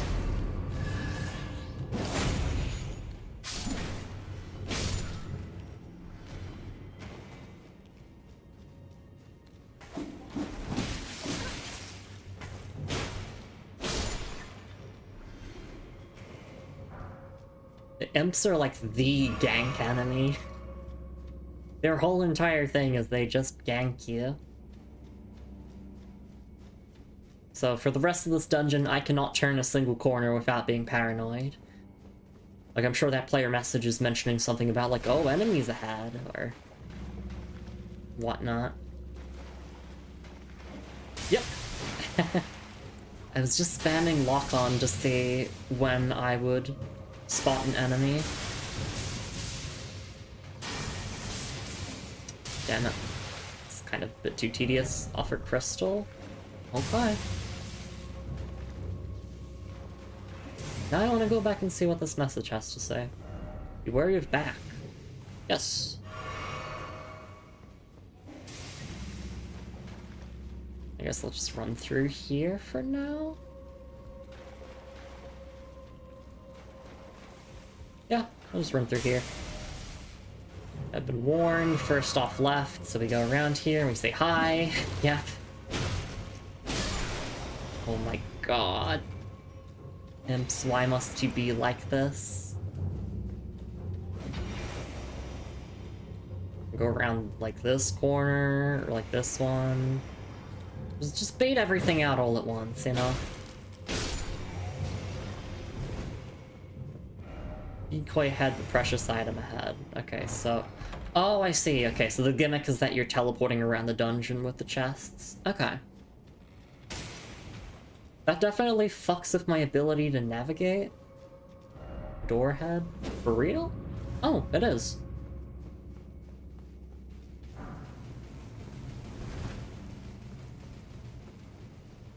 Oh, wait, I have to let them detonate, I guess. There we go. I mean, I could have hit them and tried to stop them, but... Why is it always lovable sort? Why is it always trap? Trap required ahead. Okay. Let's go this one first. I do quite like this gimmick. It's just, it's going to mess with my ability to navigate, I feel. Just because I'm being teleported all the time, so that's gonna feel a bit disorientating. Revenge.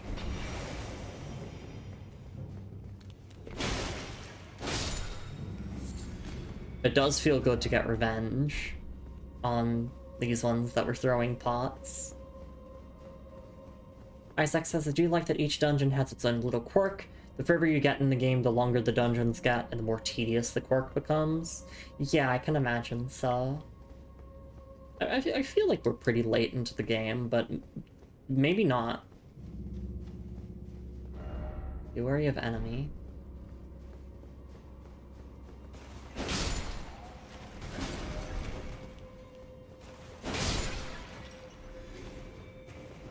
Likely lever.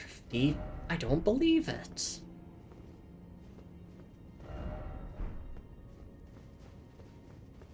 Okay, but where's the lever? It was stolen. They took it from me. I don't mind doing a bit of backtrack. Actually, this is new. Or at least I think it's new. Or maybe I just didn't grab this. I'm sure there's a message saying... Yeah, enemy ahead, weak foe ahead. Okay, no, this is a different part of the dungeon. It's just... One of the problems is that these dungeons all look the goddamn same. Oh, no, I have been there before. Never mind. Well, like, everything looks the same, which can make navigating absolute hell to do.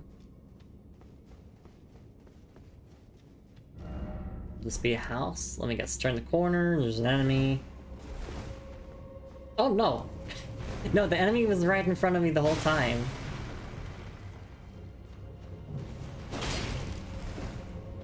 And I feel a bit silly for not noticing sooner, but my attention was just drawn to the corners because I'm like, oh, you know, this is a gank dungeon. I'm gonna get ganked, but... There we go. The ritual pot. No horse ahead. No horse, sadly. But hey, ritual pots are awesome.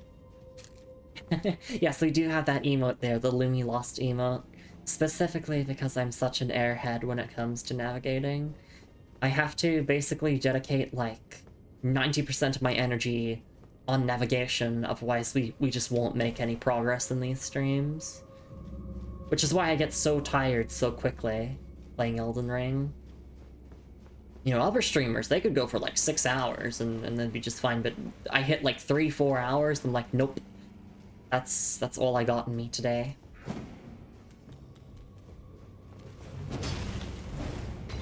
That's what she said. True!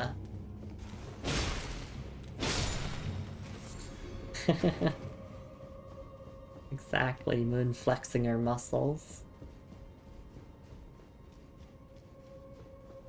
Okay, so we don't need to go through this chest anymore. That's a really weird sentence.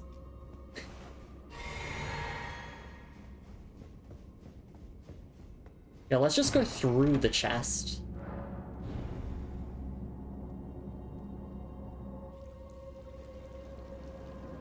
I'm gonna be really disappointed if this game doesn't have, like, actual mimics. Yeah, I know, like, the mimic enemies, kind of... Give me, like, a traditional mimic chest.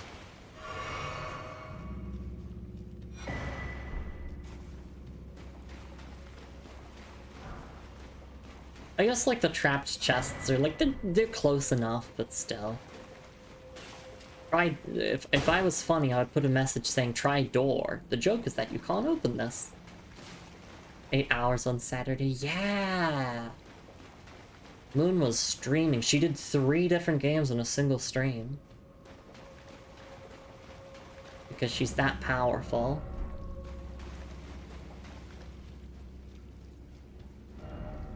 I want to go up this ladder, please.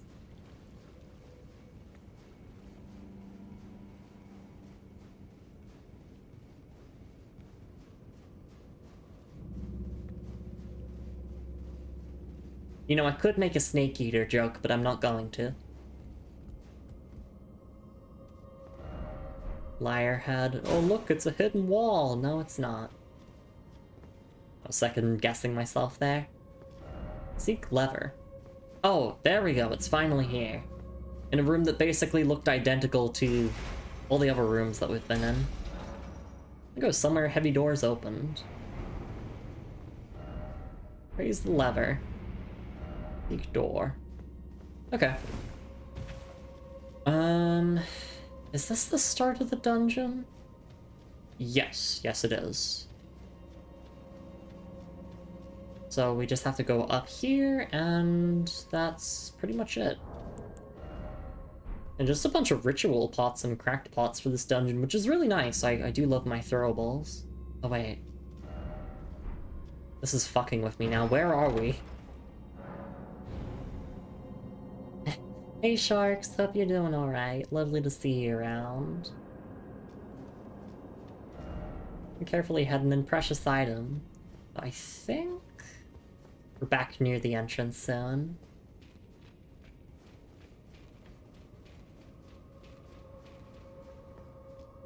Yeah, this is where we started. Seek down there for time for jumping. I do want to see what happens if I actually land down here. Oh, it's just pointless. Okay.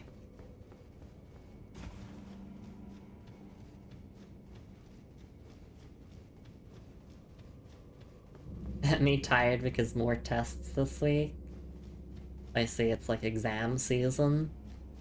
Or just busy period of the year for students, understandably so. The best of luck. You got this.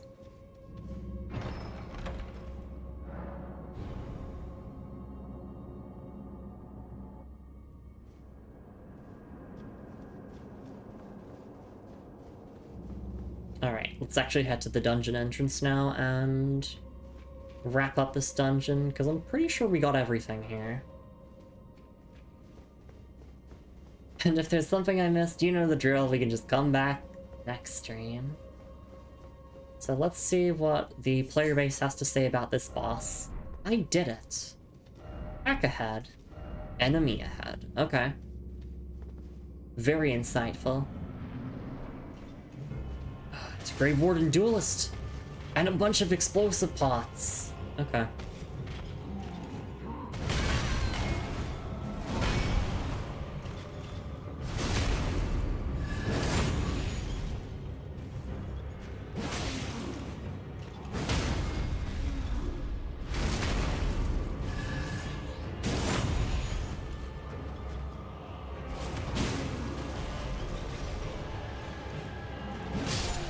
There we go.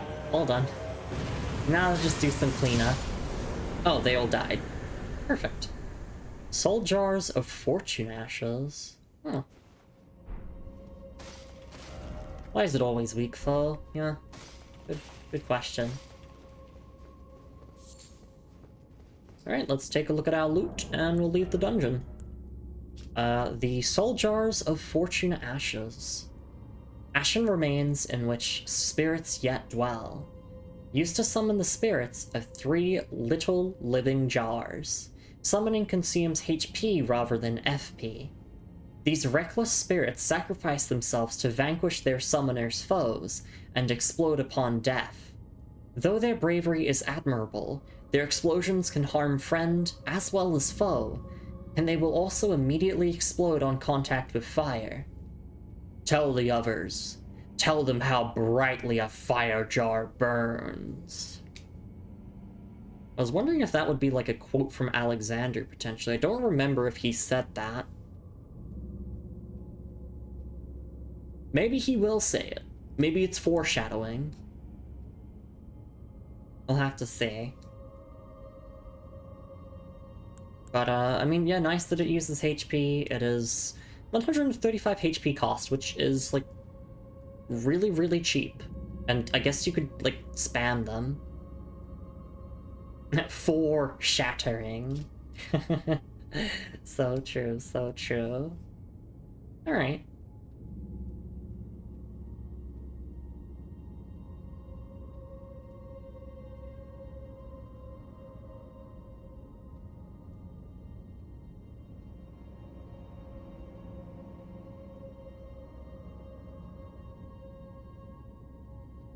I was just looking at the description again.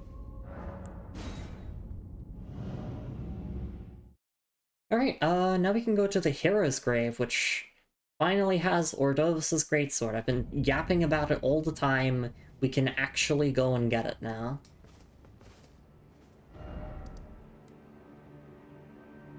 But let me scroll up here and chat first. Whenever I saw no spoiler on a stream, I was like, with my goldfish level of memory, it's a miracle I even remember my card number. Yeah, there's soul jars. Let me be staring into me soul. Yeah, it's just because of my disability. I need to like reread the descriptions, otherwise I won't process any of the information. So yes, it does just look like I'm staring into space, into nothing really. But no, I'm looking at the words here, just double checking, making sure that my brain can actually understand them. In fact, I'll just look at the description again, because why not?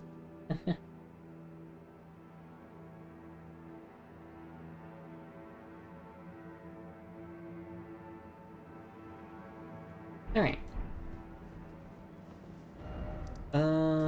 So yeah, now we just head this way to the hero's grave.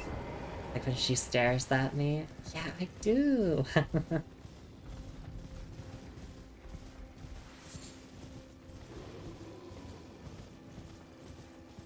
We've done a couple of Hero's Grave dungeons, so this will just be another one of them.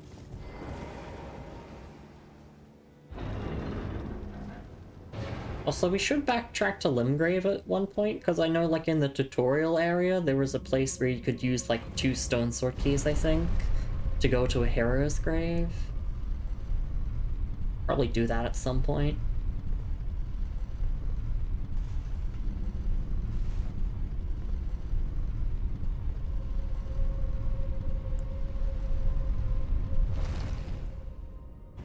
Here we are, in Azuria Hero's Grave. Let me should just sit at the Grace. No level up anytime soon, but potentially after this dungeon we'll be a bit closer to a level.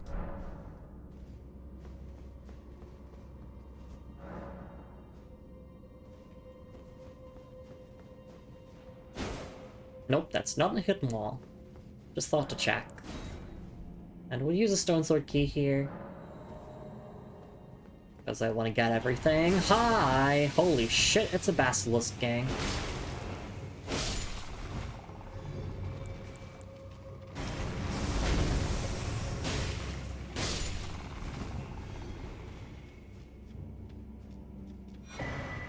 Golden epitaph. Nice. No rolling ahead. I say as I roll immediately afterwards. Yeah, we'll do as we normally do. We'll just save the item descriptions for the end of the dungeon. Actually, no. We're just started with the dungeon. Let's look at this. Golden epitaph. A sword made to commemorate the death of Godwyn the Golden, first of the demigods to die, infused with the humble prayer of a young boy. O brother, Lord brother, please die a true death. And the unique skill is Lost Rites. Raise the epitaph to grant the effect of sacred order to yourself and allies in the vicinity, particularly effective at laying to rest those who live in death. Oh, it's a straight sword. Okay, I was looking at its design, I was like, oh, is this like a great sword maybe? No, it's a straight sword. With requirements that we have met. It does a bit of holy damage as well, and of course it cannot be infused. And also reading its item description does give you emotional damage. Because damn. Trying to think, who would Godwyn's brother be? Potentially someone we don't know, or someone we do know. The family tree just, like, fucks with my head to think about. But we do know the golden lineage stems from, Godfrey and Marika, I believe, and their union. Lumi says, mind if I tell of this sword's unique ability? Oh, absolutely, yeah. Go ahead. Come up much more later. No worries if you don't recognize him now. The brother in the context here, Isaac, yeah, because I know all about Godwyn the Golden. In fact, we finished Fia's questline. We literally have the Mending Rune of Death. If, like, that's what I wanted to do for my ending, if I wanted to, you know, stay the persecution of those who live in death. Yeah, Godwyn has probably one of the saddest fates in this game, honestly. Assassinated by Ronnie and then just left as a soulless husk beneath the Erdtree roots. The sword can kill skeleton enemies without having to double tap them. Okay, yeah, so basically, you know, what most sacred effects do.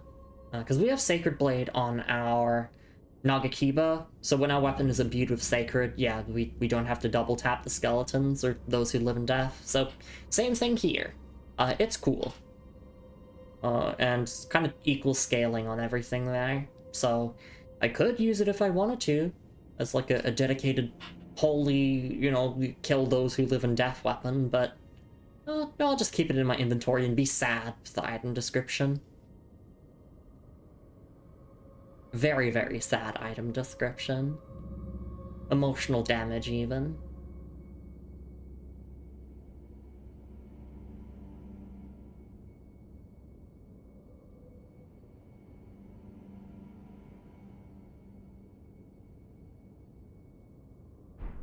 Alright, I just gotta keep that, like, in mind. The description, right? Like, Godwyn's brother. Oh, despair, and then suffering.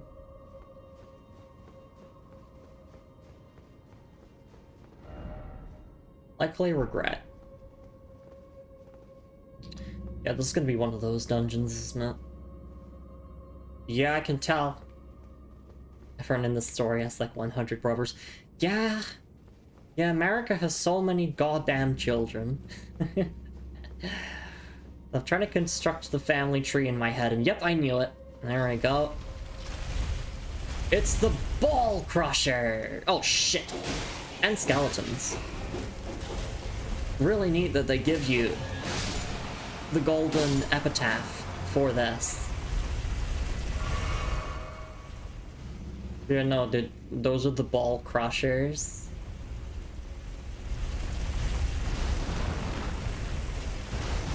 Safety!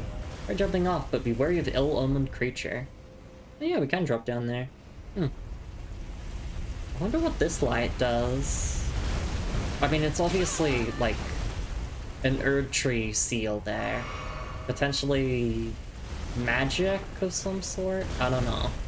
But yeah, it looks like we might just want to hop down here.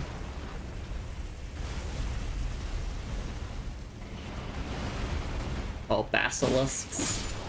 Why is it always basilisks? Oh shit! I was not paying attention to my status bar. Hey, well, I can join Rogier now and Fia as one of those who live in death. Not the worst fate. That's the first time I've been death blighted. So, history is being made on this stream. Normally I'm pretty good at paying attention to the basilisk status effect buildup of Death Blight, but I was not paying attention.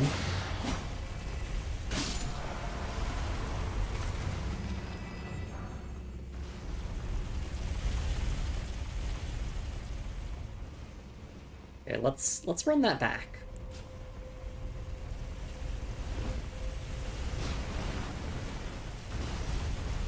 And this time actually pay attention to my status buildup.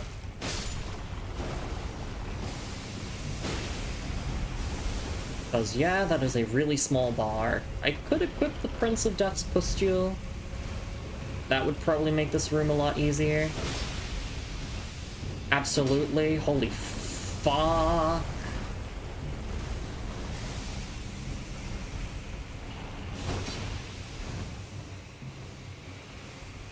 I'm so dead here.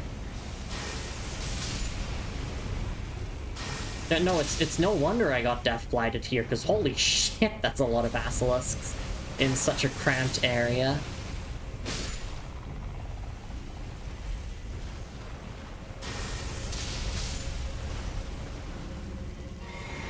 Alright, well, if there's gonna be more basilisks, then I might as well equip one of the Prince of Death talismans. Be wary of trap. Oh, I'm wary. I'm very wary. And I'm very weary. Be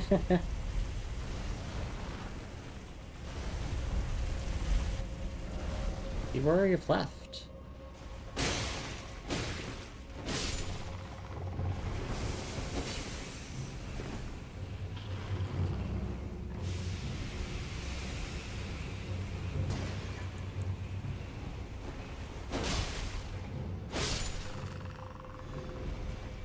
Alright, if we just continue at this leisurely pace, then we should be good for the rest of the dungeon. Be wary of right.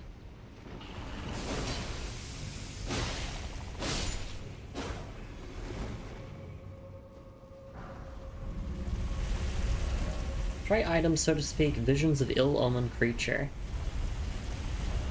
Be wary of head.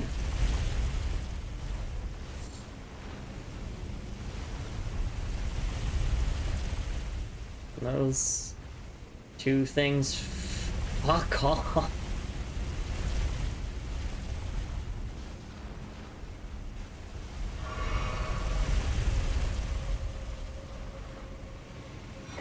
There goes Stone Sword Key.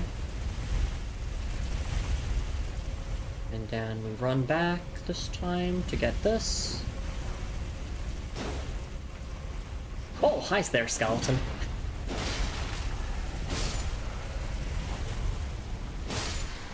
I could just also put Sacred Blade on my great sword for this dungeon, but I cannot be bothered. Ow. I do want to see if there's anything at, like, the top of the room, but I feel like it's a scam. But you can't help but look, you know?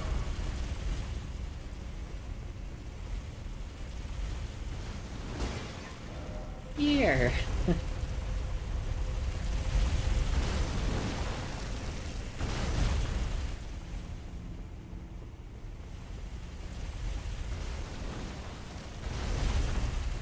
I want to go home.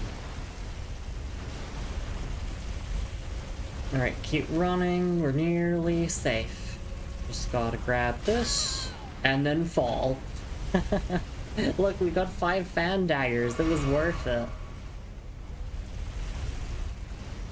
Netta says I was in the super sleepy mode and I completely lost it. Aww.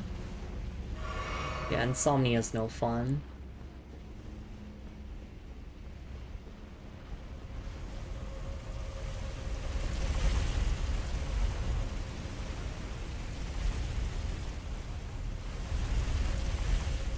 Was my stream too exciting?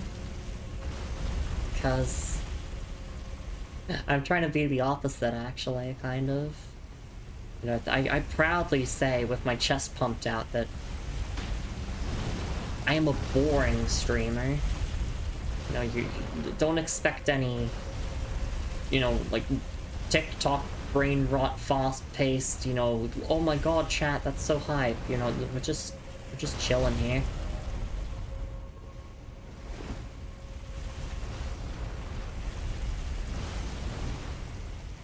That's honestly the way that I keep out most, like, annoying people in my chat, is just, like, I just stream this way in my nice and quiet fashion, and people get bored and leave before they can be annoying.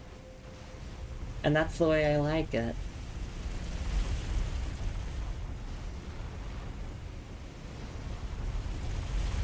That's nice, thank you. Yeah, sorry, I don't mean to, like, self-deprecate. I do say boring in, like, a complimentary way.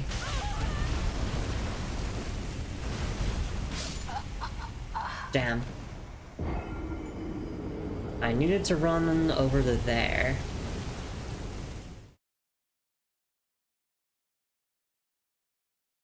I don't want to get to the end of the dungeon before we take a stretch and hydrate break. Although I don't know how much longer the dungeon is, so at the very least I'll get my runes back. We're boring and we're proud. We're boring and we're proud. Exactly. I started out my streaming career just kind of like copying what others did. So I used to be that kind of streamer that was like, oh my god, chat, this is so hype. PogChan, make sure to clip that, chat. Oh my god, that's so pog. And turns out, God, I really hate streaming like that kind of style. Oh, oops. Well, there goes my runes, so we might as well take a stretch and hydrate break. I thought I could just iframe through and get to the safety of that spot there. It didn't work out that way. I had to do that for a bit when I started. It felt so insincere, not fun for that reason. Yeah.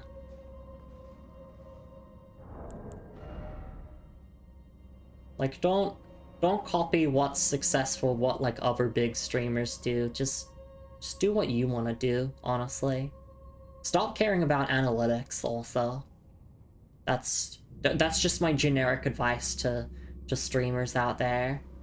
Like, turn off viewer counts or whatever on your side. Don't look at, like, post-stream analytics or whatever. Because, God, like, as soon as you tie your enjoyment to analytics, you're not gonna last. You're not gonna make it as a content creator. Right? Have fun first and foremost. Stuff will follow. Yeah, it's so Jover at that point. But here's the thing, like, on the old social media website that I used to be on, you know the Nazi website. I just see so many VTubers just like getting burnt out and quitting because they're like, oh, my numbers are so low. Oh my god, I only had one viewer today. Wah, I spent thousands of dollars on my model and no one watches me. Wah, wah, wah. And I'm just like, holy shit, you sound miserable to be around. Like, I don't care what your numbers are. Are you having fun? That's what I care about. And if you're not having fun, which you clearly aren't, if you're tying your self-worth and enjoyment to numbers, then, like, see you in 6 months when you graduate, you know? I sound really, really petty and mean. But it comes from, like, a place of, I care. I care about people. Toxic, I know. I know. It comes from a place of caring. I'm like, I just don't want people to crash out like most VTubers on the other social media websites seemingly do. Like, on a weekly basis, it seems. Anyway. I'll look at this description again. We'll have a stretch and hydrate break, not Blake. We'll have a stretch and hydrate Blake.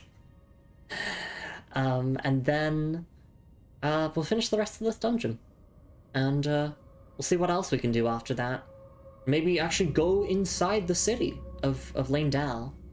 So I gotta hit start, play game, and question mark, profit, exactly.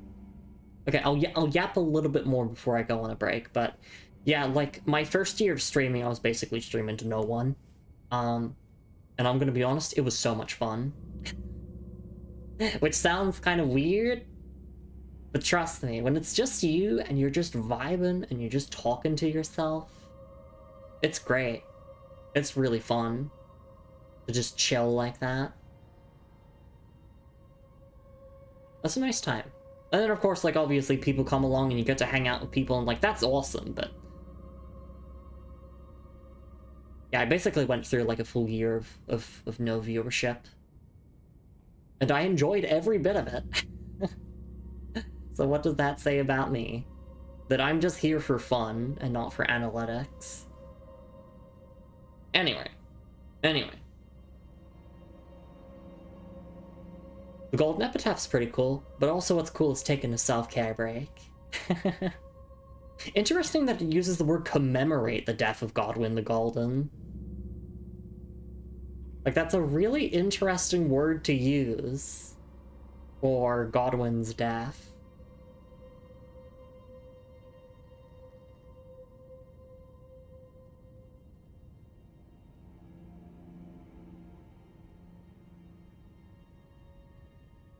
Alright.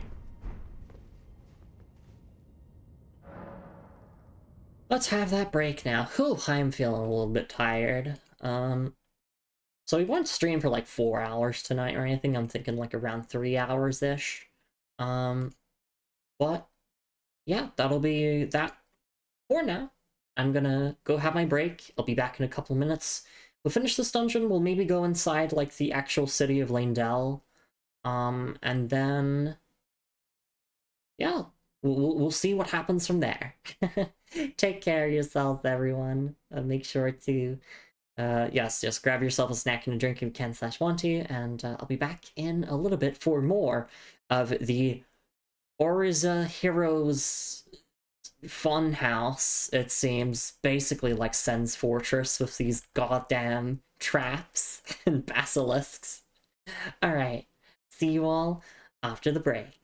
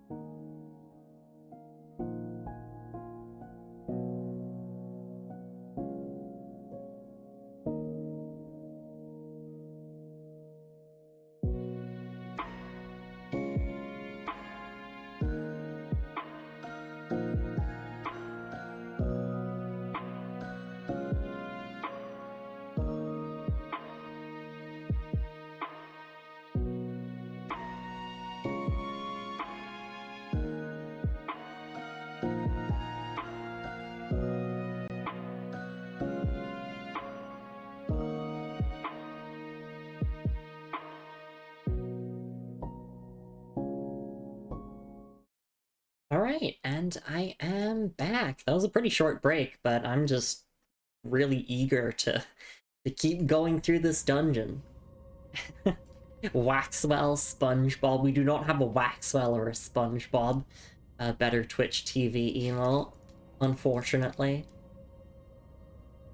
Damn it. Okay, I can't say that word for the next 5 minutes.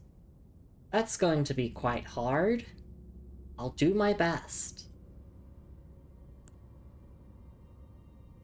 You need to call me out, though, Netta, if I say that word. Because I'm probably going to say it on pure accident and not realize. Let's get back to exploring. You know, if I spoke like a cave woman, that would also work. Me go through dungeon. Me dodge traps.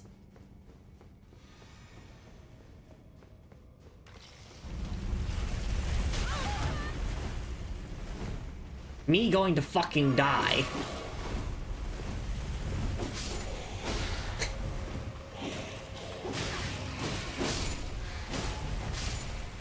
You picked such a good word to ban that I have to slow down my speaking so that I can catch if I actually say the banned word. This is an issue because I usually like to start my sentences with that word. Well, not all the time, but sometimes.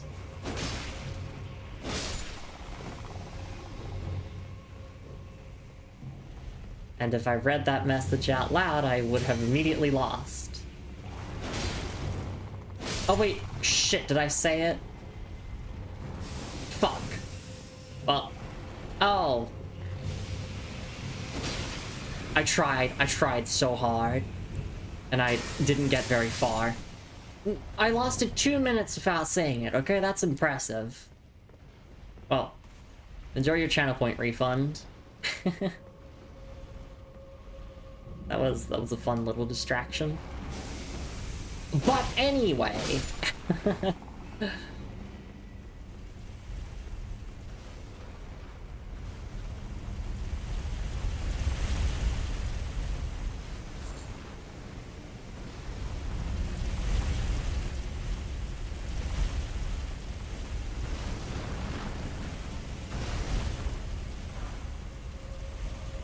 Hi there, Skelly. Great to see ya. God ahead, but likely dog. That's the plot twist of Elden Ring, that Marika's actually just a turtle. Which would just be a dog in Elden Ring language.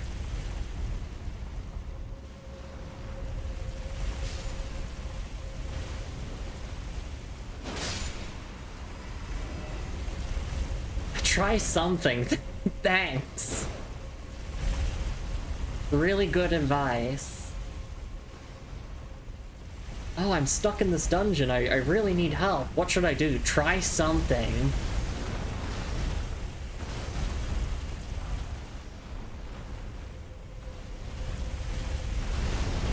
What am I meant to do? This is cock and ball torture, not the fun kind.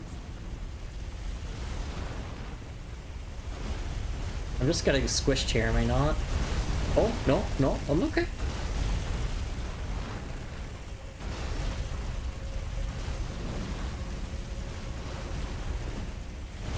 I want to go home. Not the fun kind. Well, I'm not into CBT personally.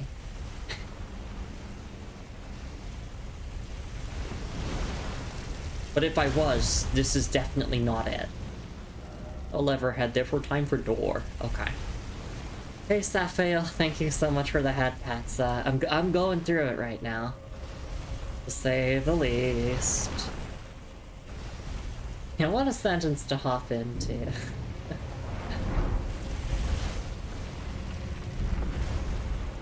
Is this... Oh, is this the end of the dungeon already? I guess it is. I think apparently you can destroy these chariots, if I remember correctly. But I don't know how. Do you have to, like, hit this? Oh no, I think it was something about, like... I don't know, we'll come back to it later, but I'm pretty sure you can destroy these chariots. There's like a mechanism or something to destroy them with.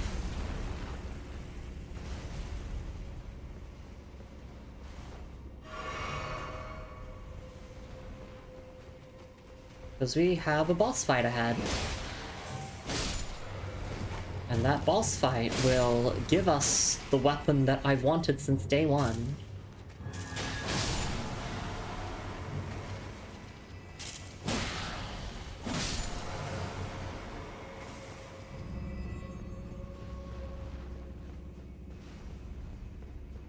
What do these messages say?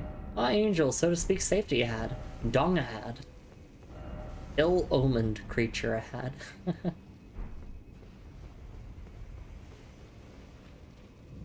The Mekij thank. What are you trying to say there, Netta? Sorry, I'm slow. Right pair, this says. Carrying required ahead. Okay. Guess who fell down the stair. Netta, this is why you should not be typing on your phone or anything when you're going downstairs. Don't do that. Don't do that. It's bad. You gotta take care of yourself. Crucible Knight Ordovith!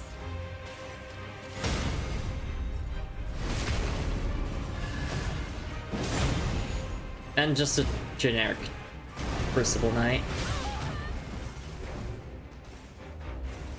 I've been waiting for this!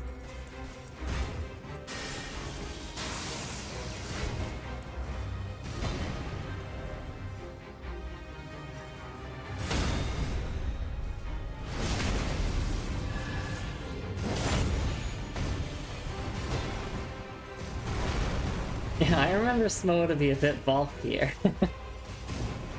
Yeah, Ornstein Smo looks weird. What happened?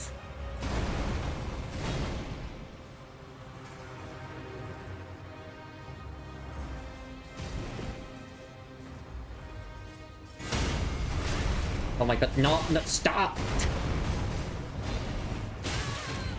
This might be a fight where I actually want to use some Spirit Ashes, because... it's kind of hard to make it so that only one is attacking me at a time. Time for patience, yeah. I mean, that's the solution to the gank fight in Souls games, is either patience or summoning for help. One of the two.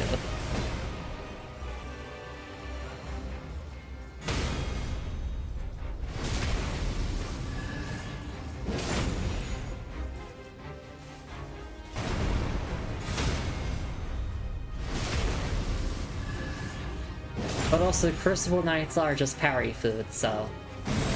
well, not that attack and not this attack either. Watch out! Ow!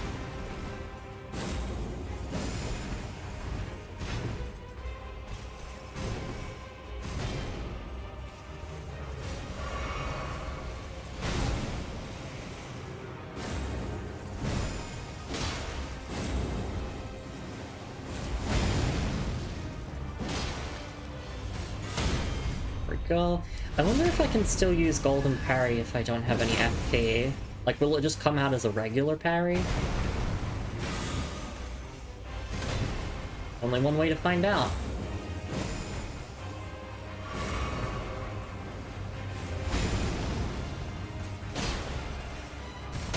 Okay, yeah, it just comes out as a regular parry.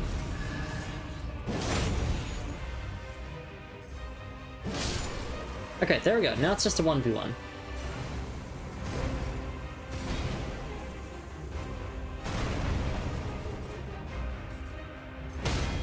So, remember the Black Knights and like Silver Knights from Dark Souls 1, this is basically the modern incarnation. In the sense that once you know how to parry them, they kind of just become a joke.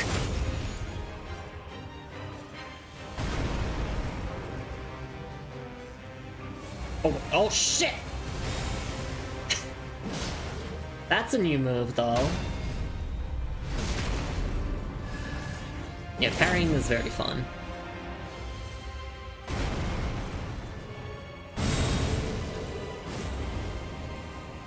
That's when the Crucible Knights start using incantations that I get scared.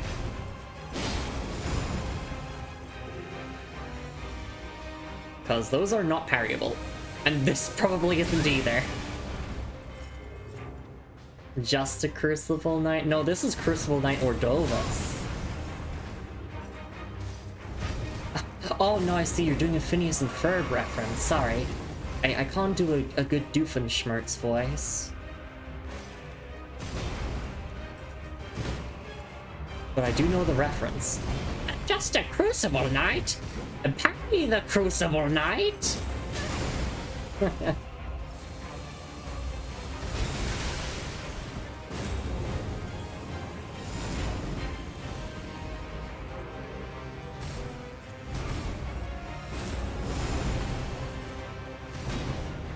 Oh my gosh, please.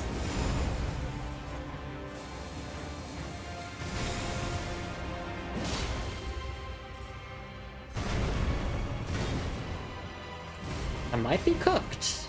Maybe. We'll see. Ooh, yeah, those incantations are brutal. Especially aspects of the Crucible Tail. It comes out so quickly. That's alright, because we'll run it back.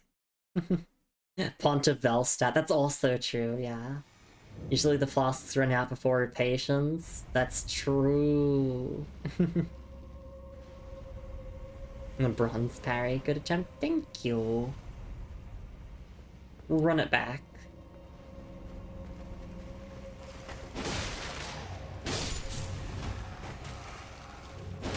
I'm used to buckler parry timings, so if I really wanted to, I could just equip a buckler, since buckler parries come out slightly quicker. But I think we'll be fine. Just electrify armament, and I just want to go for the same strat. Kill the regular Crucible Knight first. Well, like the Silurian one, and then Ordovas can go next.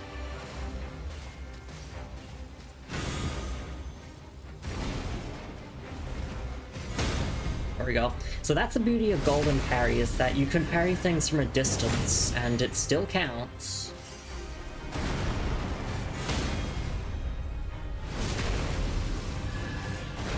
You don't have to be like right up near the enemy. You can chill.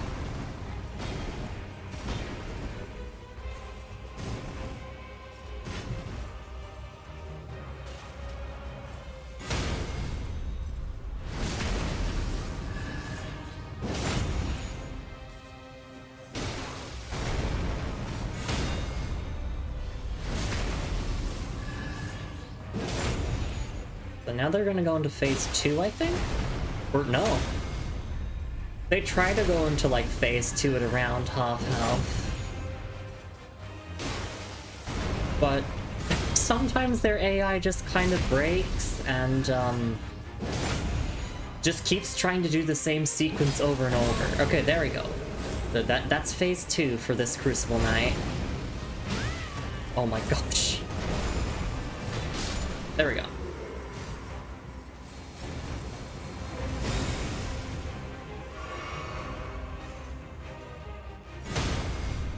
Now we're cooking with gas.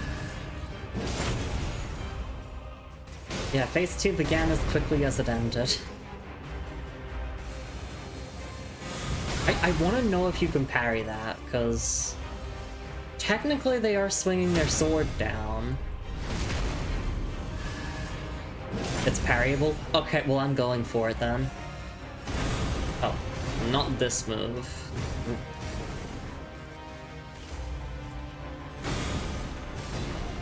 But yeah, I mean, if I have enough HP, I'm just gonna go for it. Nope.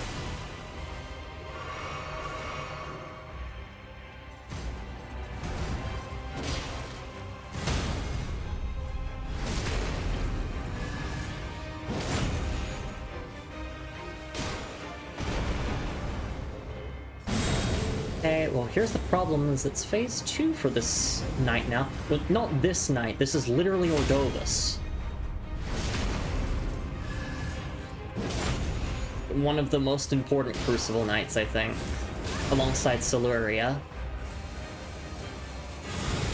Damn it. I know it's possible. Isaac told me it's possible. I really want to get it.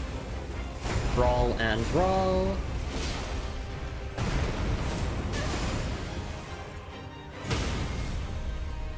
But also, if Ordovus dies before I get to parry it, then that's just how things go.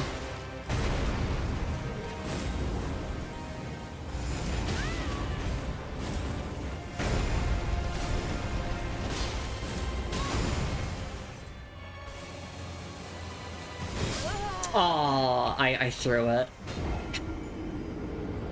I gambled on getting that parry at the end. Just kind of got slightly wrong timing. I had to aura farm.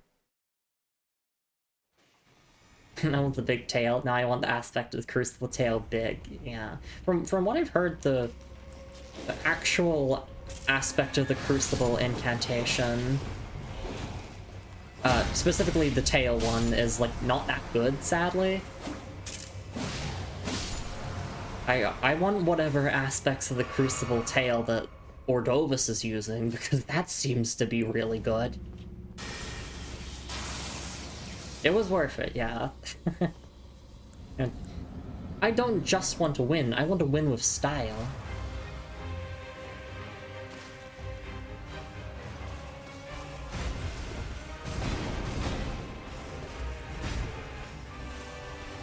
I just want to... Can I grab my runes, please? Thank you.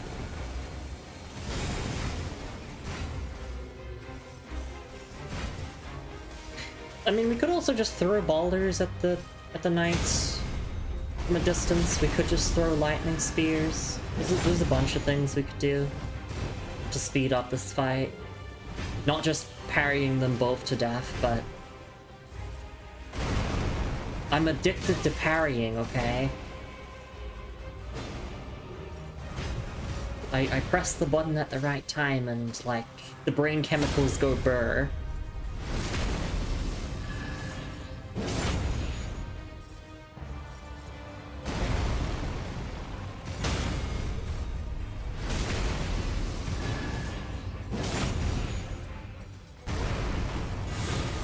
Damn it, I want to try get Ordovus.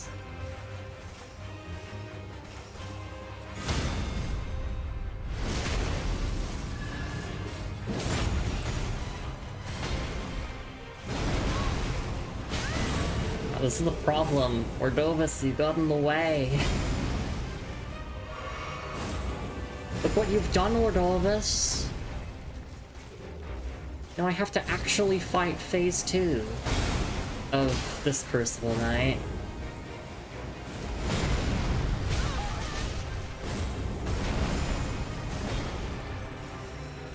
I hate it when they're grouped up like that.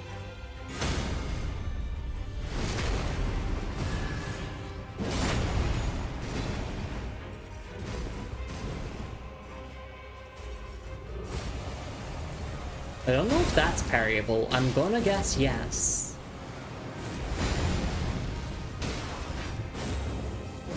Like the weapon skill of Siluria's tree, the weapon.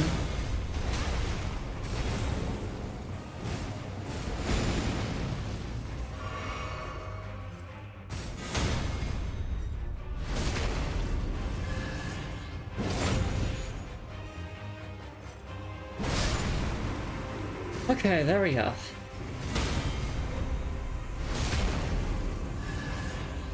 The Also, shoutouts to Assassin's Crimson Dagger for being... Damn it. Actually, let me focus first. Okay, yeah, Assassin's Crimson Dagger is an amazing talisman, and I will not hear any naysayers.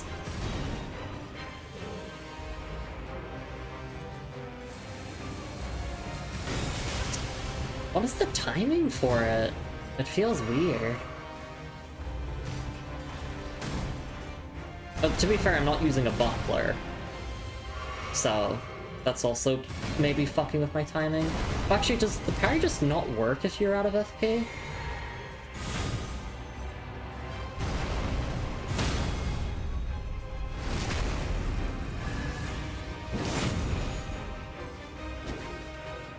That actually might have been the problem, is that I was out of FP.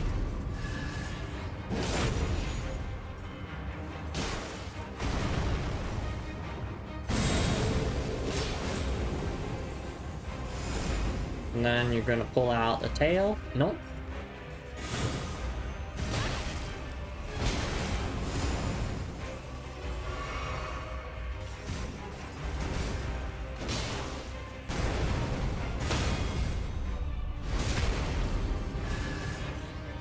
Okay, come on. Try your weapon skill again.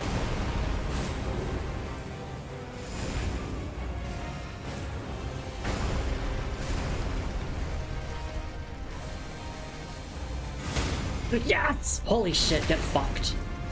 We did it.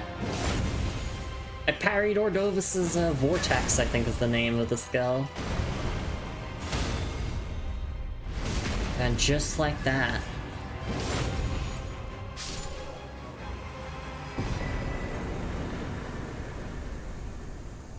There we go. I have been wanting to get Ordovis's Greatsword ever since day one. We finally have it. Ordovis's Greatsword, Crucible Axe Helm, Crucible Axe Armor, Crucible Gauntlets, and Crucible Greaves. There we go. You aura farmed. I did. Yeah, now I can do Ordovis's Vortex. Alright, well. Let's take a look at the item descriptions, and then we'll head out of the dungeon.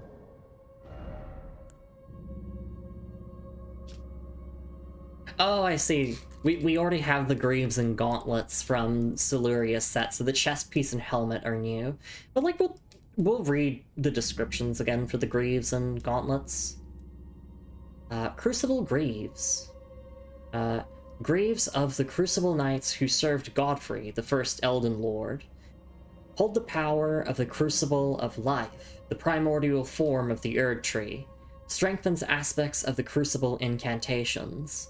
In time, the strength shown by these knights, and even their appearance, was seen as chaotic and deserving of scorn. And it's the exact same description for the gauntlets as well, just a single word is different. Alright. And then Crucible Axe Armor. Armor of the Crucible Knights who served Godfrey, the first Elden Lord. Worn by the Knight Ordovis and his men. Holds the power of the Crucible of Life, the primordial form of the Erd Tree. Strengthens aspects of the Crucible incantations. And Crucible Axe Helm. Helm of the Crucible Knights who served Godfrey, the first Elden Lord. The axe ornamentation is the Knight Ordovis's mark, displayed also by his men. Holds the power of the Crucible of Life, the primordial form of the Erd Tree. Strengthens aspects of the Crucible incantations. And finally, what I've been waiting for. Ordovis's Greatsword. Greatsword of Ordovis, one of the two honored as foremost among the Crucible Knights. This sword is imbued with an ancient holy essence. Its red tint exemplifies the nature of primordial gold, said to be close in nature to life itself. And unique skill, Ordovis's Vortex. Channel the power of the Crucible to spin the entire sword in midair, building momentum before slamming the blade down onto the ground. This skill can be charged to increase its power, and if we look at the stat requirements, we meet them all.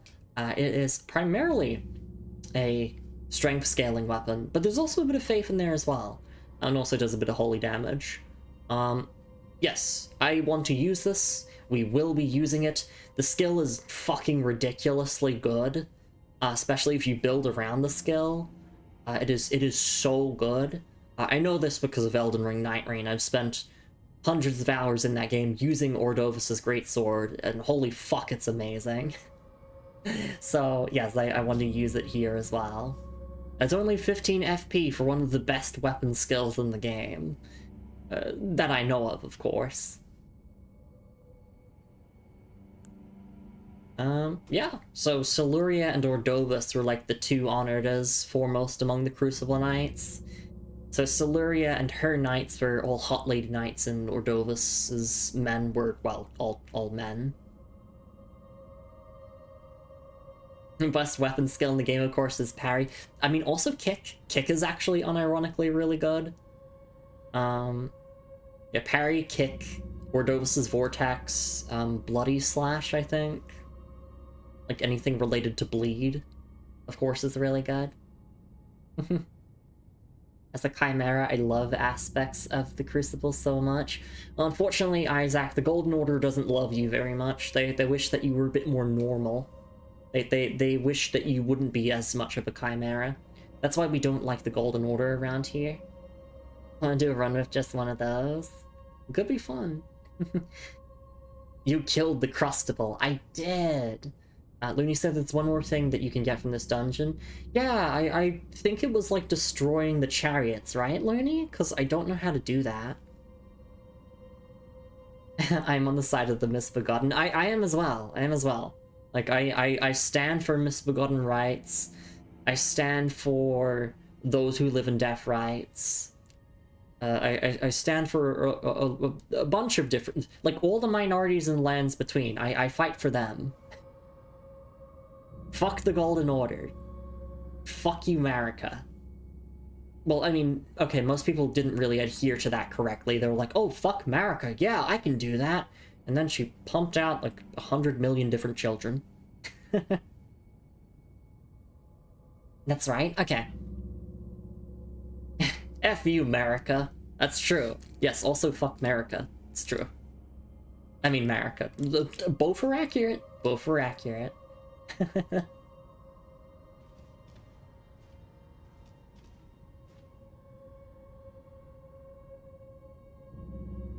Alright.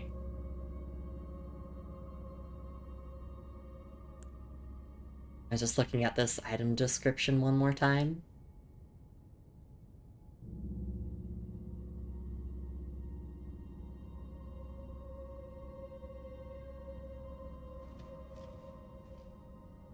Alright. Let me equip Ordovis's greatsword here.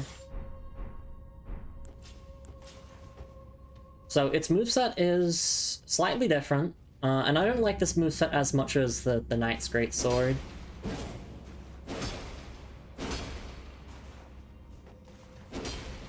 Yeah, so for this moveset, you slam it into the ground, which...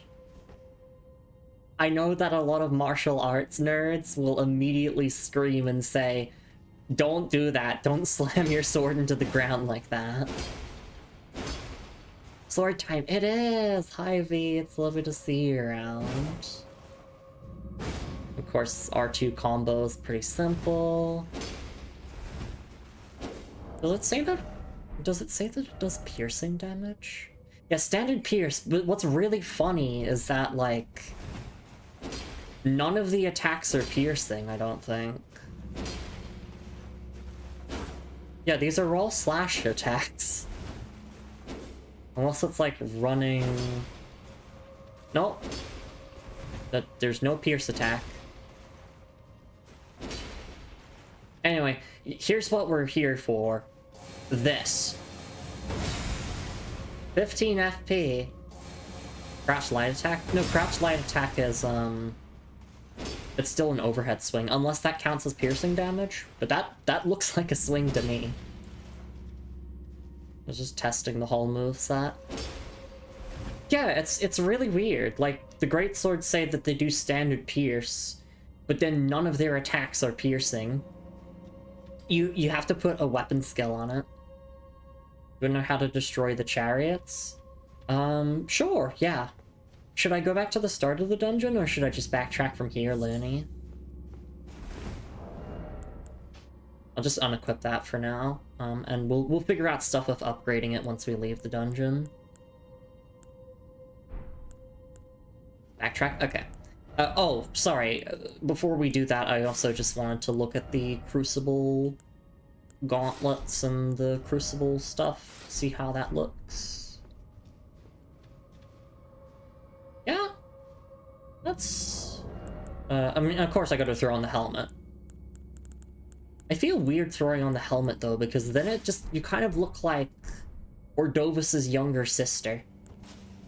You know, it's like, hi, I'm Ordovis's younger sister. I'm Ordolivia.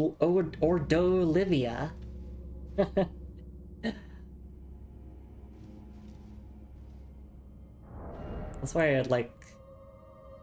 I want the one-handed attack? Oh yeah, sure, I should check the one-handed moveset. Yeah, I was thinking Crucible Knight Drip for my character would be what I would want to use. I feel like probably the Crucible Tree armor would fit me a bit more, since this was intended to be worn by women. I mean, both armor sets kick ass. But Lumi, like, isn't the Crucible Knights allies to the Golden Order? Don't you hate the Golden Order? No, the Golden Order fucking hates the Crucible Knights, as the item descriptions kind of hint at. Yeah, even their appearance was seen as chaotic and deserving of scorn. So, I think being a Crucible Knight is actually awesome. It's cooler than being a Leyndell Knight, that's for certain.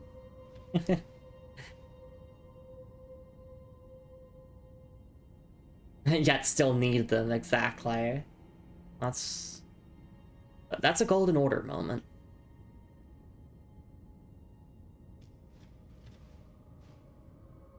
Alright,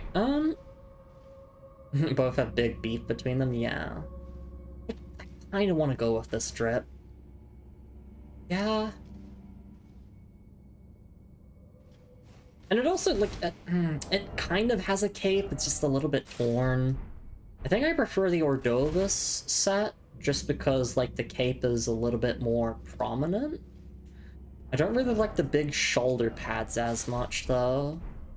I mean, both have pretty big shoulder, not soldier. Both have shoulder plates, sorry.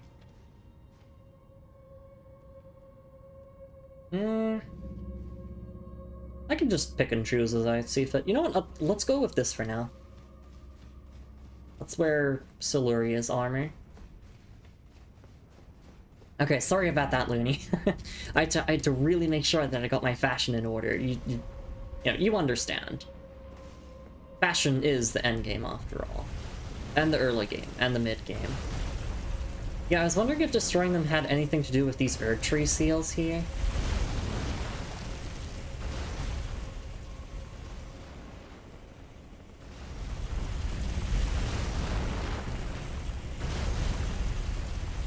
But I don't know how to destroy the seal. Oh, I guess we'll use a different shield also, because I like when my shield matches my armor. Time to drop. Oh, holy shit. Oh, well, that's one way to drop. See ya! Shit. So, I mean, Isaac, you said time to drop. Can we misremember? Yeah, it should be a pit near the chariot. I did it. I died from falling. I said I wasn't gonna die from falling this stream. Technically, I didn't die from falling. No, the hit led to me falling, so yeah, it counts. You found it? Yeah. I guess we'll just use the... I really like heater shields, and this is like the golden beast on it, so it's appropriate enough. I'm skydiving, exactly. Actually, sorry, I know I should be focusing on getting all the items. and destroying the chariots, but also have you considered that I want to see this full set again, just wearing this? I've been kind of a helmet off gal for this playthrough. Like, normally my FromSoft characters will always wear a helmet, but on this game we're doing things slightly different.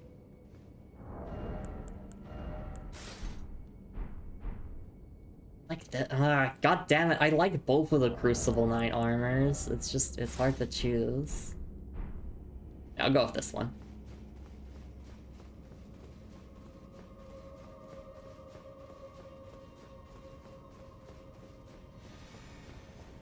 And honestly, this might be my, like, one of the final wardrobe changes I do for the playthrough. Who knows? Because I do know that we'll get the Raging Wolf armor relatively soon. And the Raging Wolf armor is basically John Elden Ring. Specifically, Vargrim.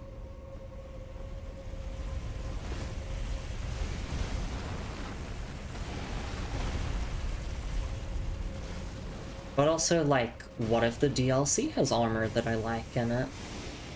What do I do then? Well, actually, I do know that there is an armor set that I like that sadly comes from the DLC. I'm so dead here. I'm so dead here.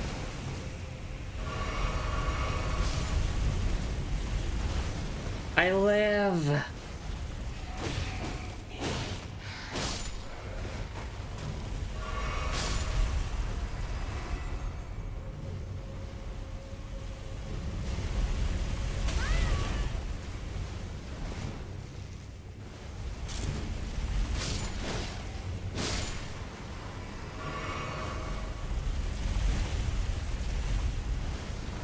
I really wish I didn't get bonked off.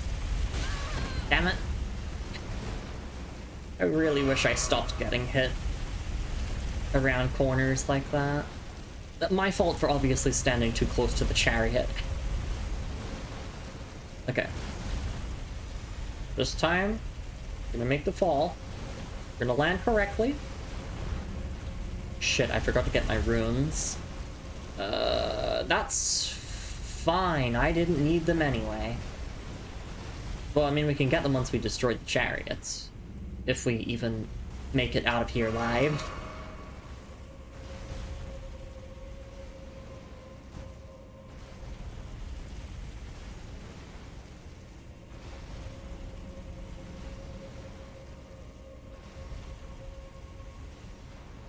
Okay, so we can go that way. We can go that way.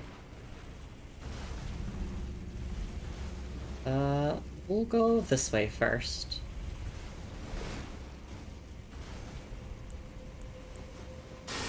And I'm not gonna give the basilisks any chances.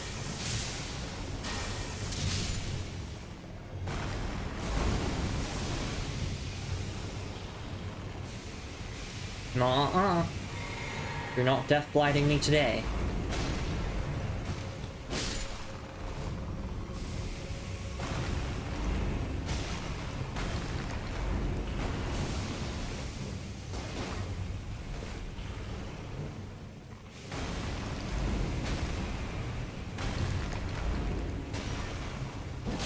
The worst part about Stone of Gurunk is just when you throw it over the enemy's head. Likely monster. Yeah.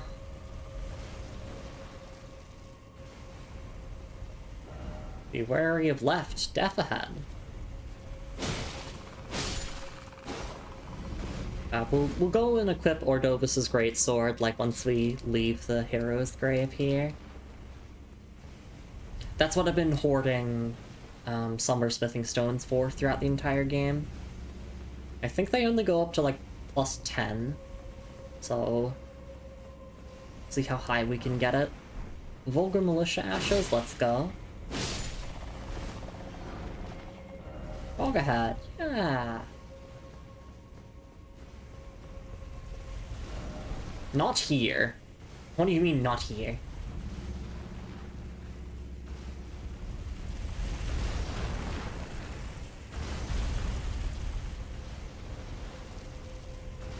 Oh my gosh, this is just like Metal Gear Solid. Pretty sure this is where we get that item from the ledge? Why is it always futility? Never mind, this just leads... Oh, that is kind of pointless to hide. There you go, dude. There you go.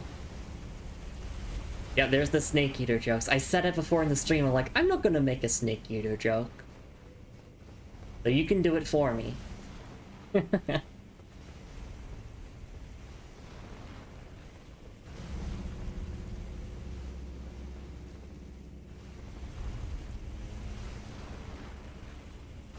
Okay. We still have like 40,000 runes on the line if I fuck up here. Which is not the end of the world if we lost, but I'd be pretty upset still. Like, not super upset, not enough to ruin my day, but just like, damn, I'm gonna miss those runes.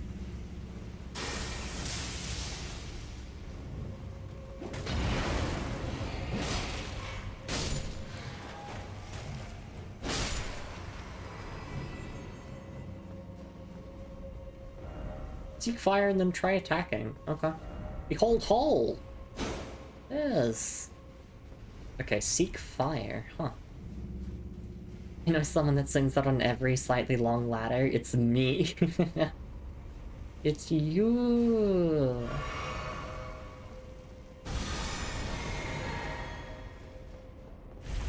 Still no hall.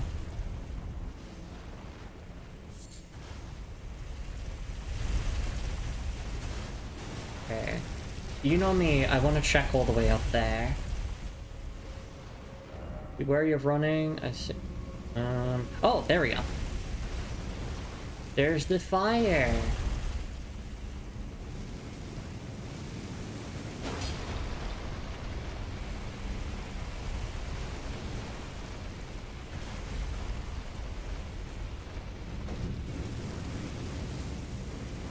Oh, do I need to lure it over here, or... Oh wait, no, the mechanism will just do it for me. Okay, I just have to be a patient girl. Be incinerated. Die.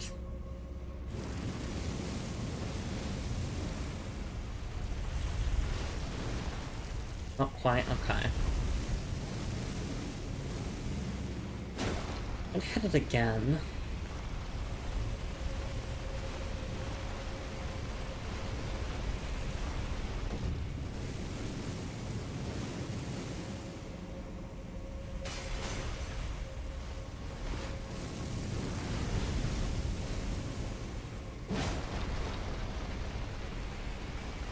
Keep this up, but try somewhere else. Okay. Two backseat? No, that's okay. That's okay. I don't mind that at all.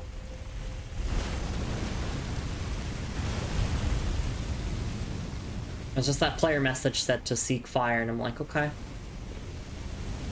And then I booted up my copy of Dark Souls Remastered, because I'm like, damn, I need to seek fire again. Ow! Oh, I'm so dead here. I'm so cooked. No, I'm fine. I live. Oh. Oh. Healing. Yeah. I can't take this, so I can't take this. I want to go home. Oh, I want to go home. But the thing is, fellow Tarnished, is where is home? You ever ponder that?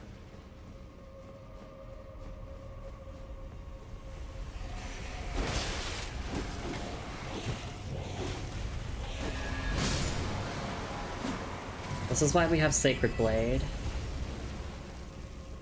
First off ahead, and then left. Talisman ahead, and then seek left. Okay. I want to get the talisman first. Be wary of death. Okay. Oh, you spotted me anyway.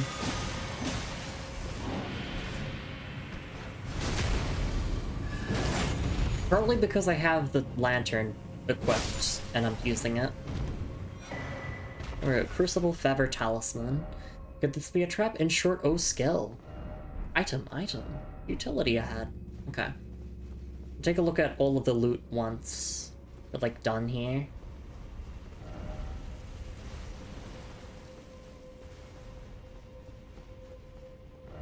Try down. Alright. So I just... Is this gonna take me down, or... There we go. Oh, no, that's just a... That's just the death pit.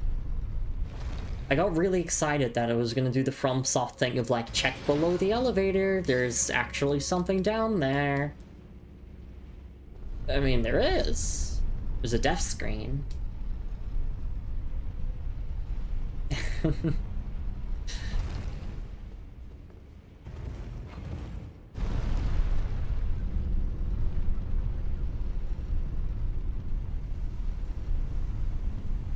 Okay. Oh, I see. I see what they meant by fire. Ranged battle required ahead.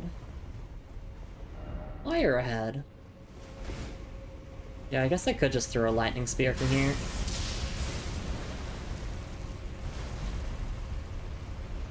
Okay. Oh, that's moving the seals. Right. Ow. Shit. I should have minded where I stood. Firehead, and then try circling around. Yep.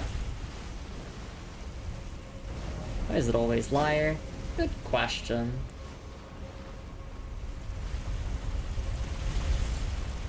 Great Dragonfly head. Okay.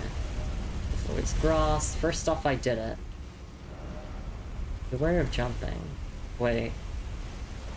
Was that it?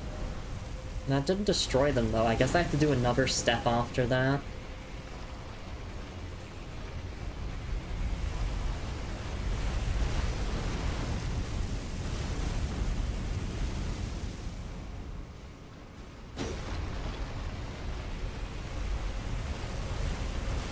That removes the incantation. I guess that they can just be destroyed now. Like, by actually hitting them.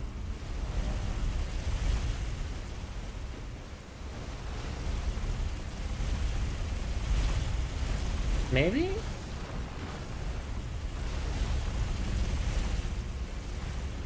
She dropped... Oh shit, did I do it wrong?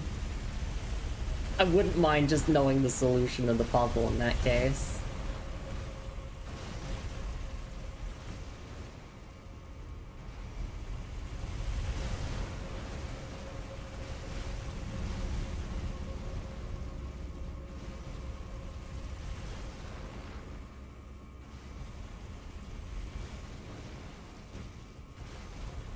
I know we don't go this way, I just want to double check.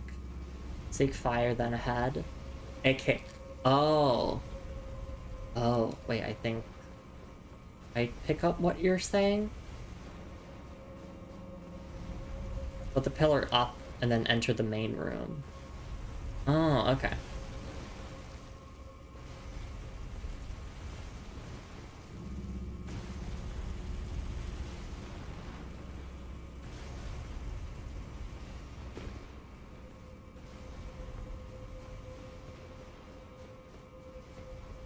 Also, hi Violet, thank you so much for the self-care redeem. Sorry, I'm just, like, focused on getting this puzzle done, first and foremost.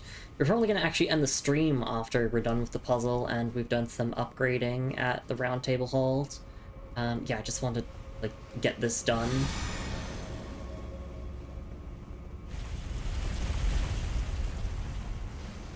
Soul's lingo is so obscure to me.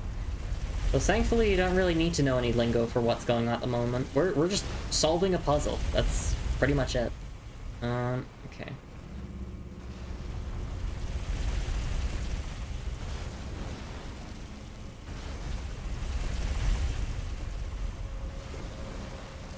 Oh no, I'm gonna run back because I'm scared. Oh. Ow.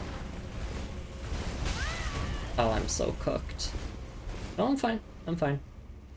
I'm just out of healing, but that is no concern. It's a concern. We're gonna fucking die.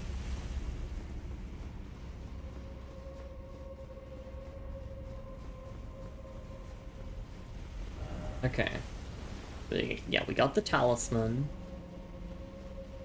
You're saying I just need to hit the pillar up here and then go to the main room. Also, I want to catch up on chat as well. V writes a lovely song here. I'm not gonna sing it, I'll just read it. Home is where the heart is. Home is the arms of Fia. Hope is around a fire with Melina. Home is a spar with Alexander. And then Isaac is, yes, reminding us that, yes, technically, lore-wise, the Tarnished Home is across the fog. It is, yes. Because we are not native to the lands between. We came here because we were given grace from America. Toasty Girl Night, that's the Tarnished Home of the boss room. So true. Yeah, no dedification plays. We have like 40k runes from the boss that I would love to get back. Oh, I think I nearly lost a bunch of years off my life from that.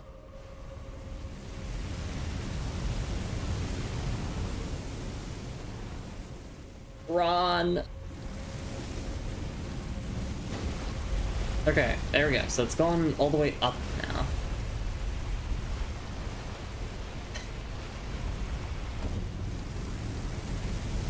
And then I have to run through here.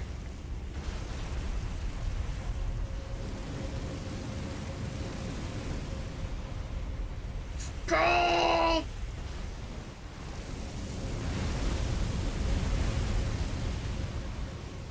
Go! Okay, phew. Oh, there we go. Stupid chariots.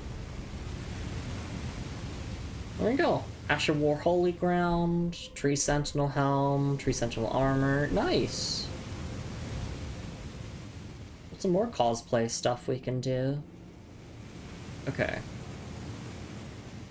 How does that work? Oh, because they go up to... Wait, the pillar was up. Oh, okay, so the pillar was up and it summoned a chariot right in the way of the other chariots. Oh, okay. Yeah, I was trying to understand how that, like, actually worked.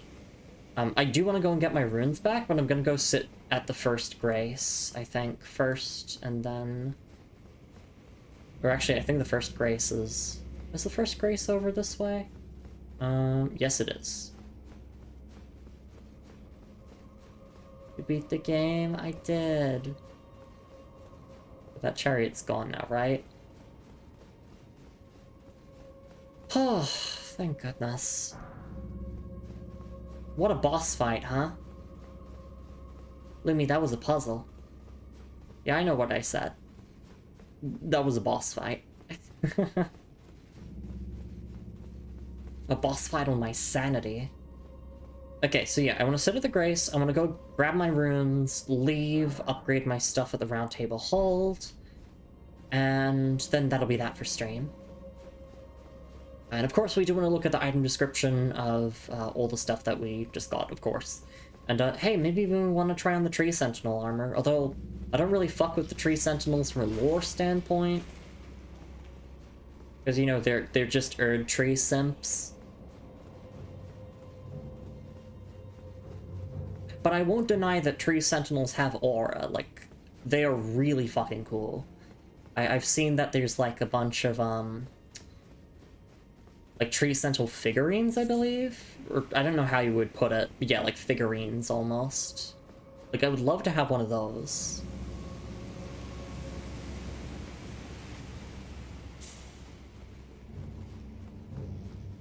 And I got rid of all of the chariots, right? Could you imagine if one just spawned in there? It just ruined my day. Alright. Cool.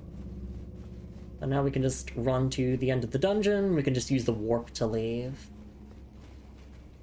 Yeah, had we not found that... thank you also, Isaac and Lumi, for pointing me towards that. Had we not found that, I would have just looked it up off stream and gone, oh, that's how you get all that stuff. You know, I don't mind puzzles, it's just like... That puzzle was confusing me. Because I couldn't really put two and two together as to how that actually solved it until you explained it there, Isaac.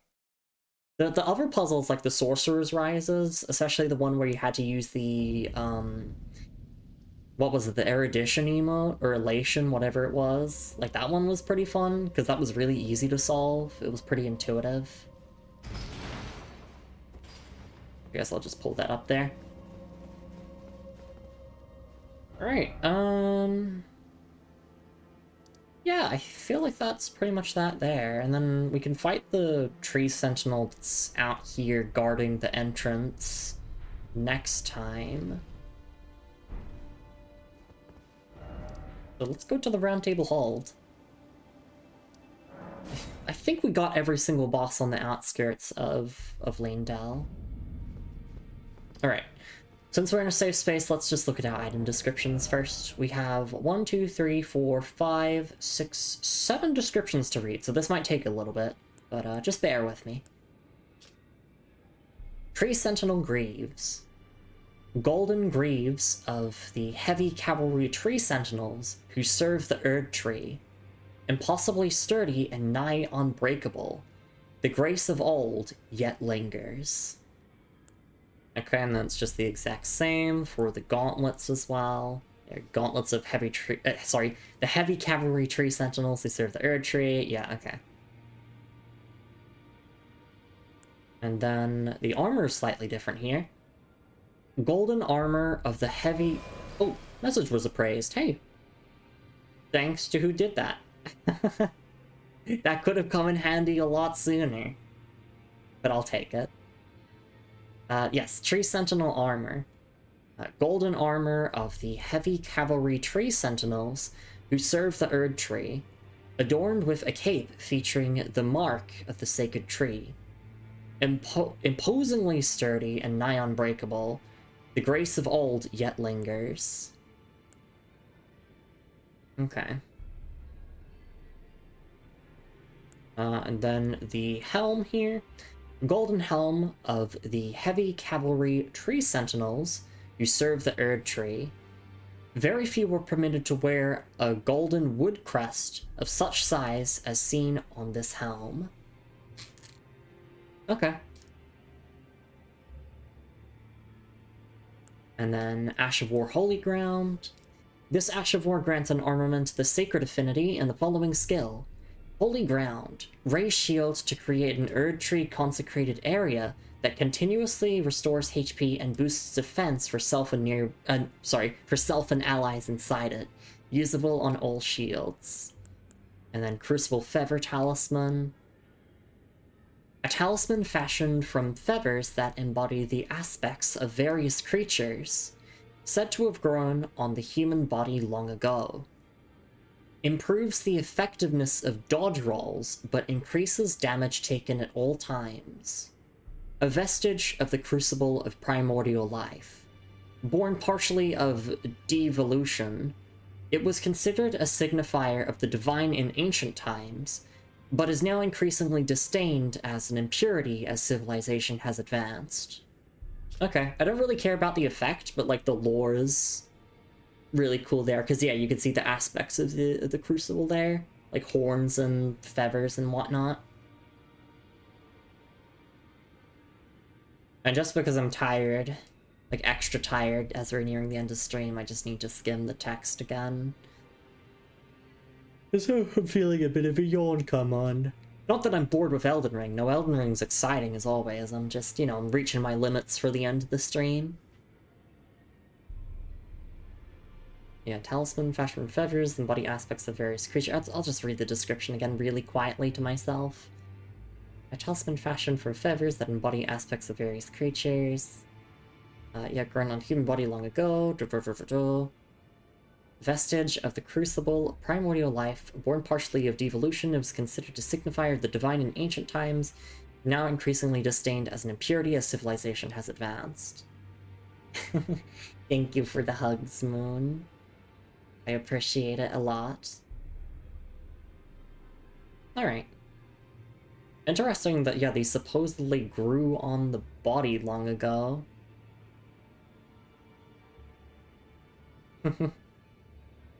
I guess not really the talisman itself, but the feathers, I presume it refers to. Could you imagine if talismans just grew on people? You're just forced to use the Crucible Feather Talisman? Now that could be a challenge run. Because I wouldn't really care about, like, improved dodge rolls, because dodge rolls are already amazing in Elden Ring.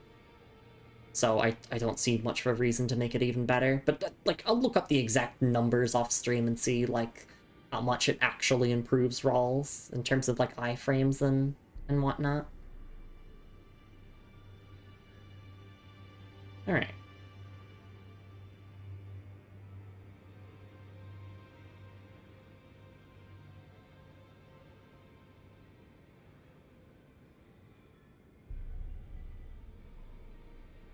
Alright, and then Vulgar Militia Ashes, our last item description. Ashen remains in which spirits yet dwell. Used to summon the spirits of 3 vulgar militiamen. Spirits of the vulgar militia who wield long-hafted, serrated hatchets. These brutal weapons are particularly effective at causing blood loss to opponents. In the lands between, the small were scorned, and so they formed their vulgar militia as a means to make a living, albeit in ignominy. Sorry, that's not a word that I often have to read out loud. Ignominy. Yeah. Okay, so yeah, the vulgar militia are also minorities. Wow. It's like every single enemy you fight in Elden Ring is a minority. And I feel bad about it every single time having to fight them.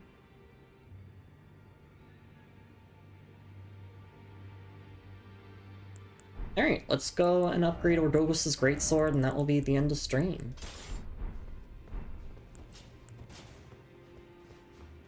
Actually, also, we might want to see if there's a different medium shield I'd want to use. I think I do have the Crucible Horn shield, which, like, together with the sword is, of course, a perfect match, but it is a great shield, and I've said it before, I don't like great shields because they can't parry. If it can't parry, it's useless to me.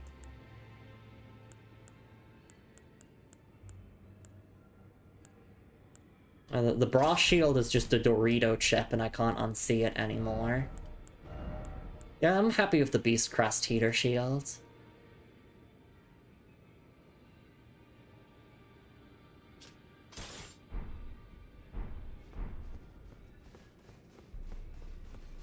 They were all Dorito chips. But the bra shield in particular really looks like one. Well, where have you been hiding? I took you for dead.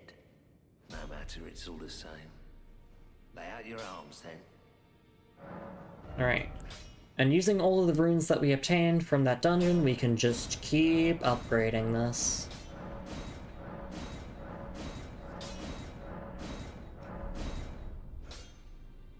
Okay.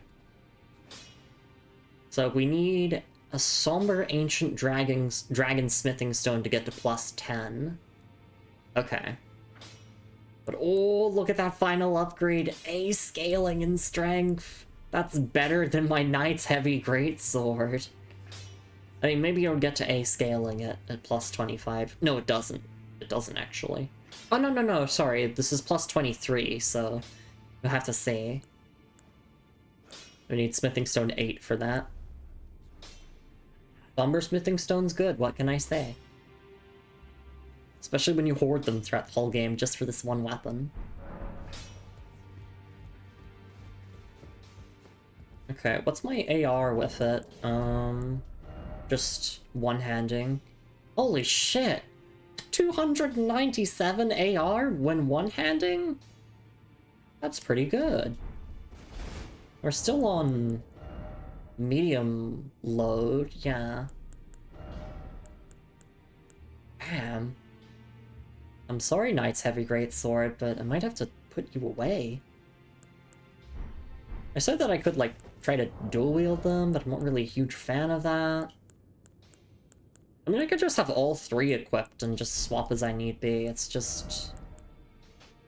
Let me put the 2 greatswords next to each other. So when swapping through, it's like, you know, greatsword, and then Nugget Kiba. Where is the Nagkiba? Again, I am blind. There it is.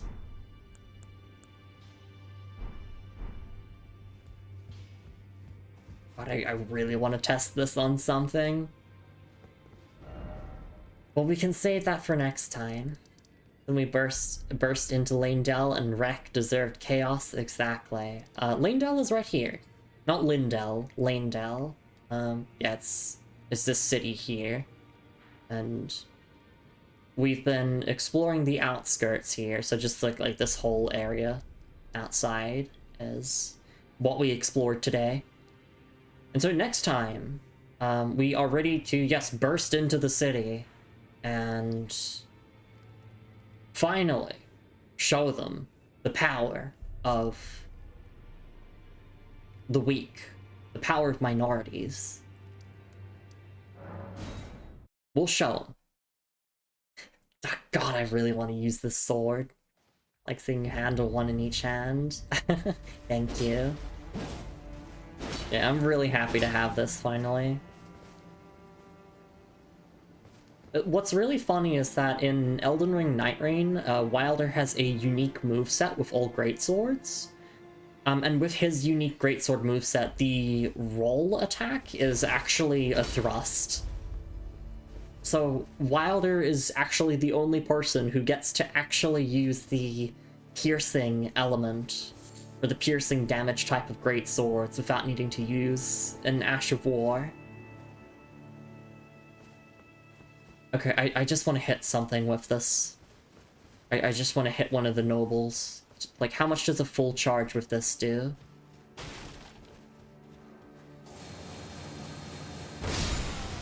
Yeah, just 1,237 damage. You know, just the usual. Holy shit. How much damage is this two-handing? 762 AR. Holy fuck, this sword.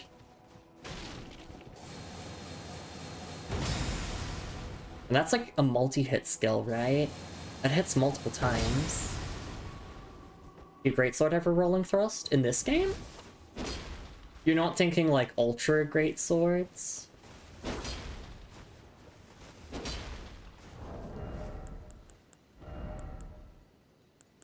A crazy sword it is. I'm pretty sure none of... Oh right, yeah, the Darkmoon greatsword is a greatsword, which messes with me, because I'm like... It feels like it should be an ultra greatsword, and it's not.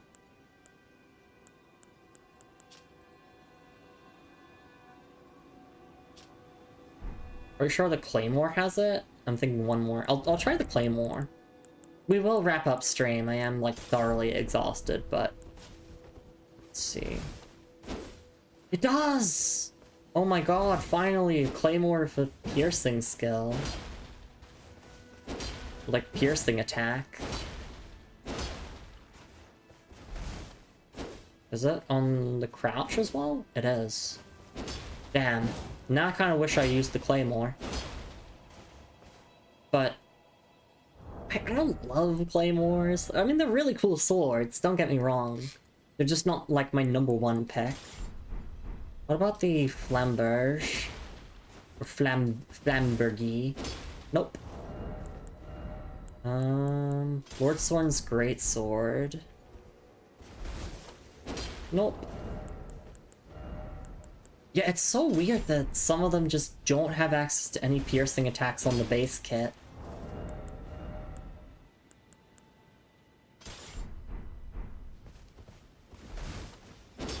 Yeah, most of them just have that overhead attack from the Rawl. I'm guessing I probably don't have another one that's got a thrusting attack on it. I can't be bothered to check on every single one, I just want to look at a few of them. Huh. Well, thank you, V, for letting me know that. Yeah, what I should say is that in Night Rain, Wilder has access to a piercing attack on every single greatsword, which is awesome. I do like how in Night Rain, if you use the character's, like, proficiency weapon, then your moveset is the exact same regardless of what weapon you're using. For me, at least, I like that. I know that does kind of remove a little bit of, like, the weapon identity, but it also makes it easier to, like, swap between a bunch of different weapons and not have to adapt to slightly different movesets each time. I might have it on heavy. I don't have examples for that. That's alright, B. That's why I have the Nagakiba, because the Nagakiba has got thrusting attacks for heavy moves. And it's... I think it's the only katana, or one of the few katanas, that has piercing on heavy attacks. That's why we're using it, because it's cool. Okay, here's our loadout. We got the Knight's Greatsword. We got Ordovus's Greatsword. And we got the Nagakiba. Pretty sure the combo goes longer than 3 hits, right? Yeah, it goes 4 hits.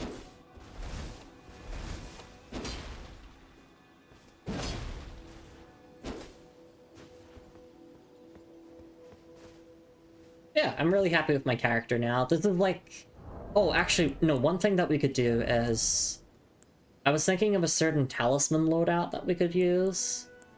We could use the Godfrey icon to enhance the charge skill, and then we could also use the Bull Goat talisman for even more poise. So we can just poise through everything and slam them with Ordovus's Vortex. But that would require giving up on the Gold Scarab, and my heart... I love the Gold Scarab way too much. From the menu, it does look like we're gonna get maybe another talisman slot. Or maybe 2 more talisman slots. Because that's what I would use them for. Is the Godfrey icon and the Bull Goat talisman. Or maybe like the Jar Shard, I think, that you get at some point. That like also increases skill damage.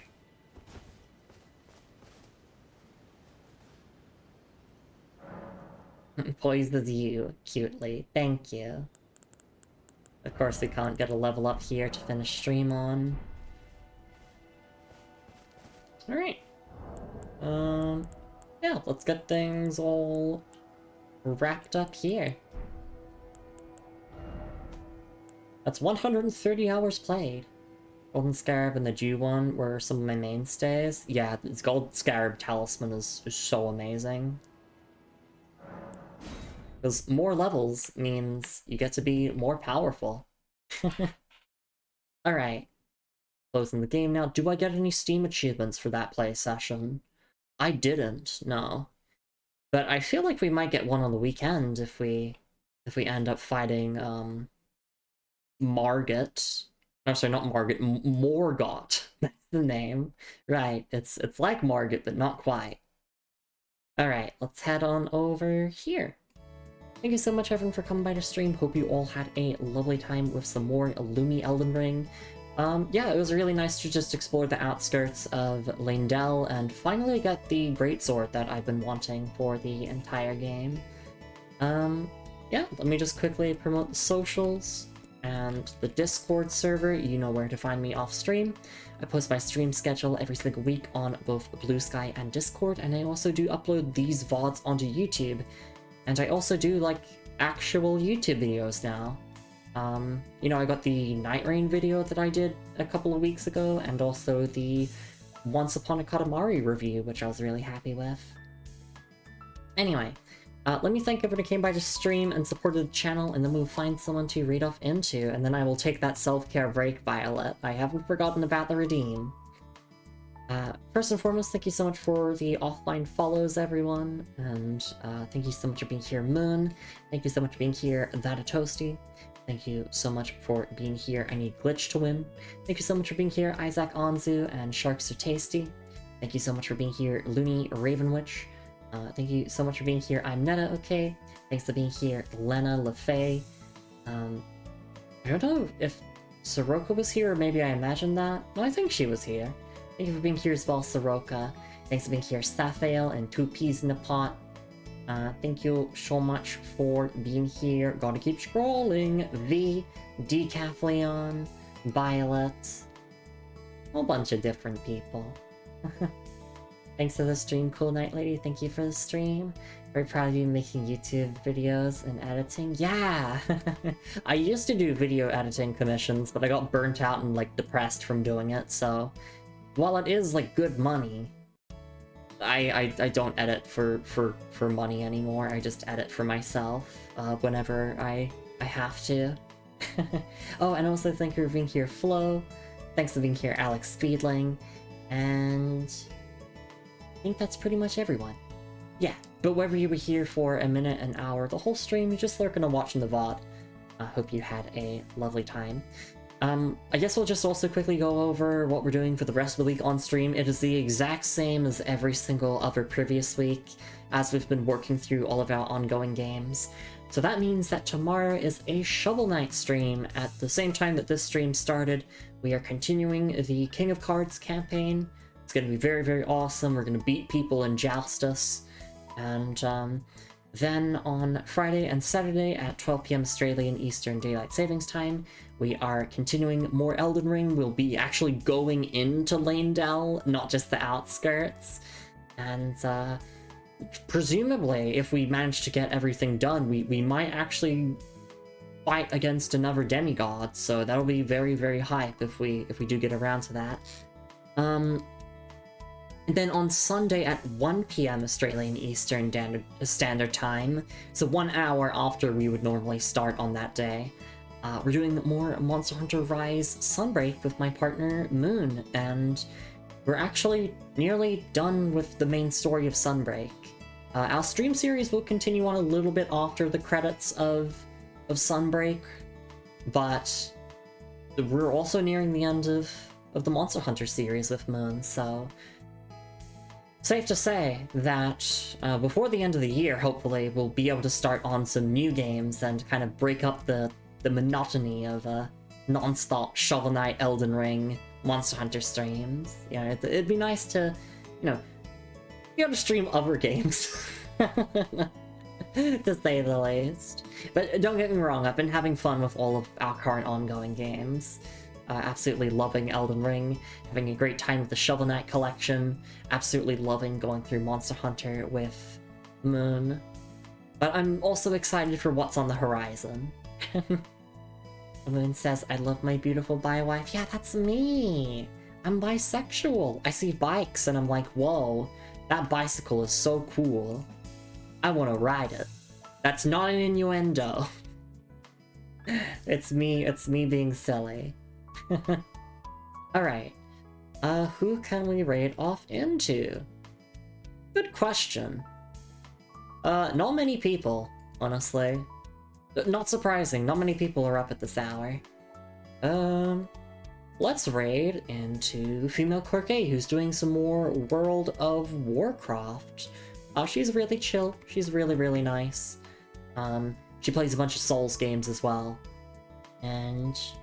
yeah, we'll go and do that raid. Yeah, that's me! I'm bi! Hi, bi! That's me! Alright, let's get that raid up and going. Please have a lovely morning, afternoon, evening, wherever you're on the world, everyone. Make sure to stretch and hydrate plenty, as I did throughout the stream. Take your meds in case you've forgotten. And the moral of this stream is... fuck those chariots.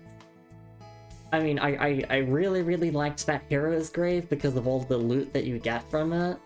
Like the Tree Sentinel armor and the Crucible Axe armor set and Ordovus' Greatsword and all that, but god, fuck those chariots. And I'll see you all tomorrow for more Shovel Knight King of Cards, and later in the week for more Elden Ring and Monster Hunter. But until then, let's go right into Female Clerk A, let's say hi to her, let's wish her the best of luck with leveling in World of Warcraft, and yeah, see you all tomorrow. Take care, everyone. It's raid time, baby. Oh yeah! And I'll see you all next time. Bye-bye!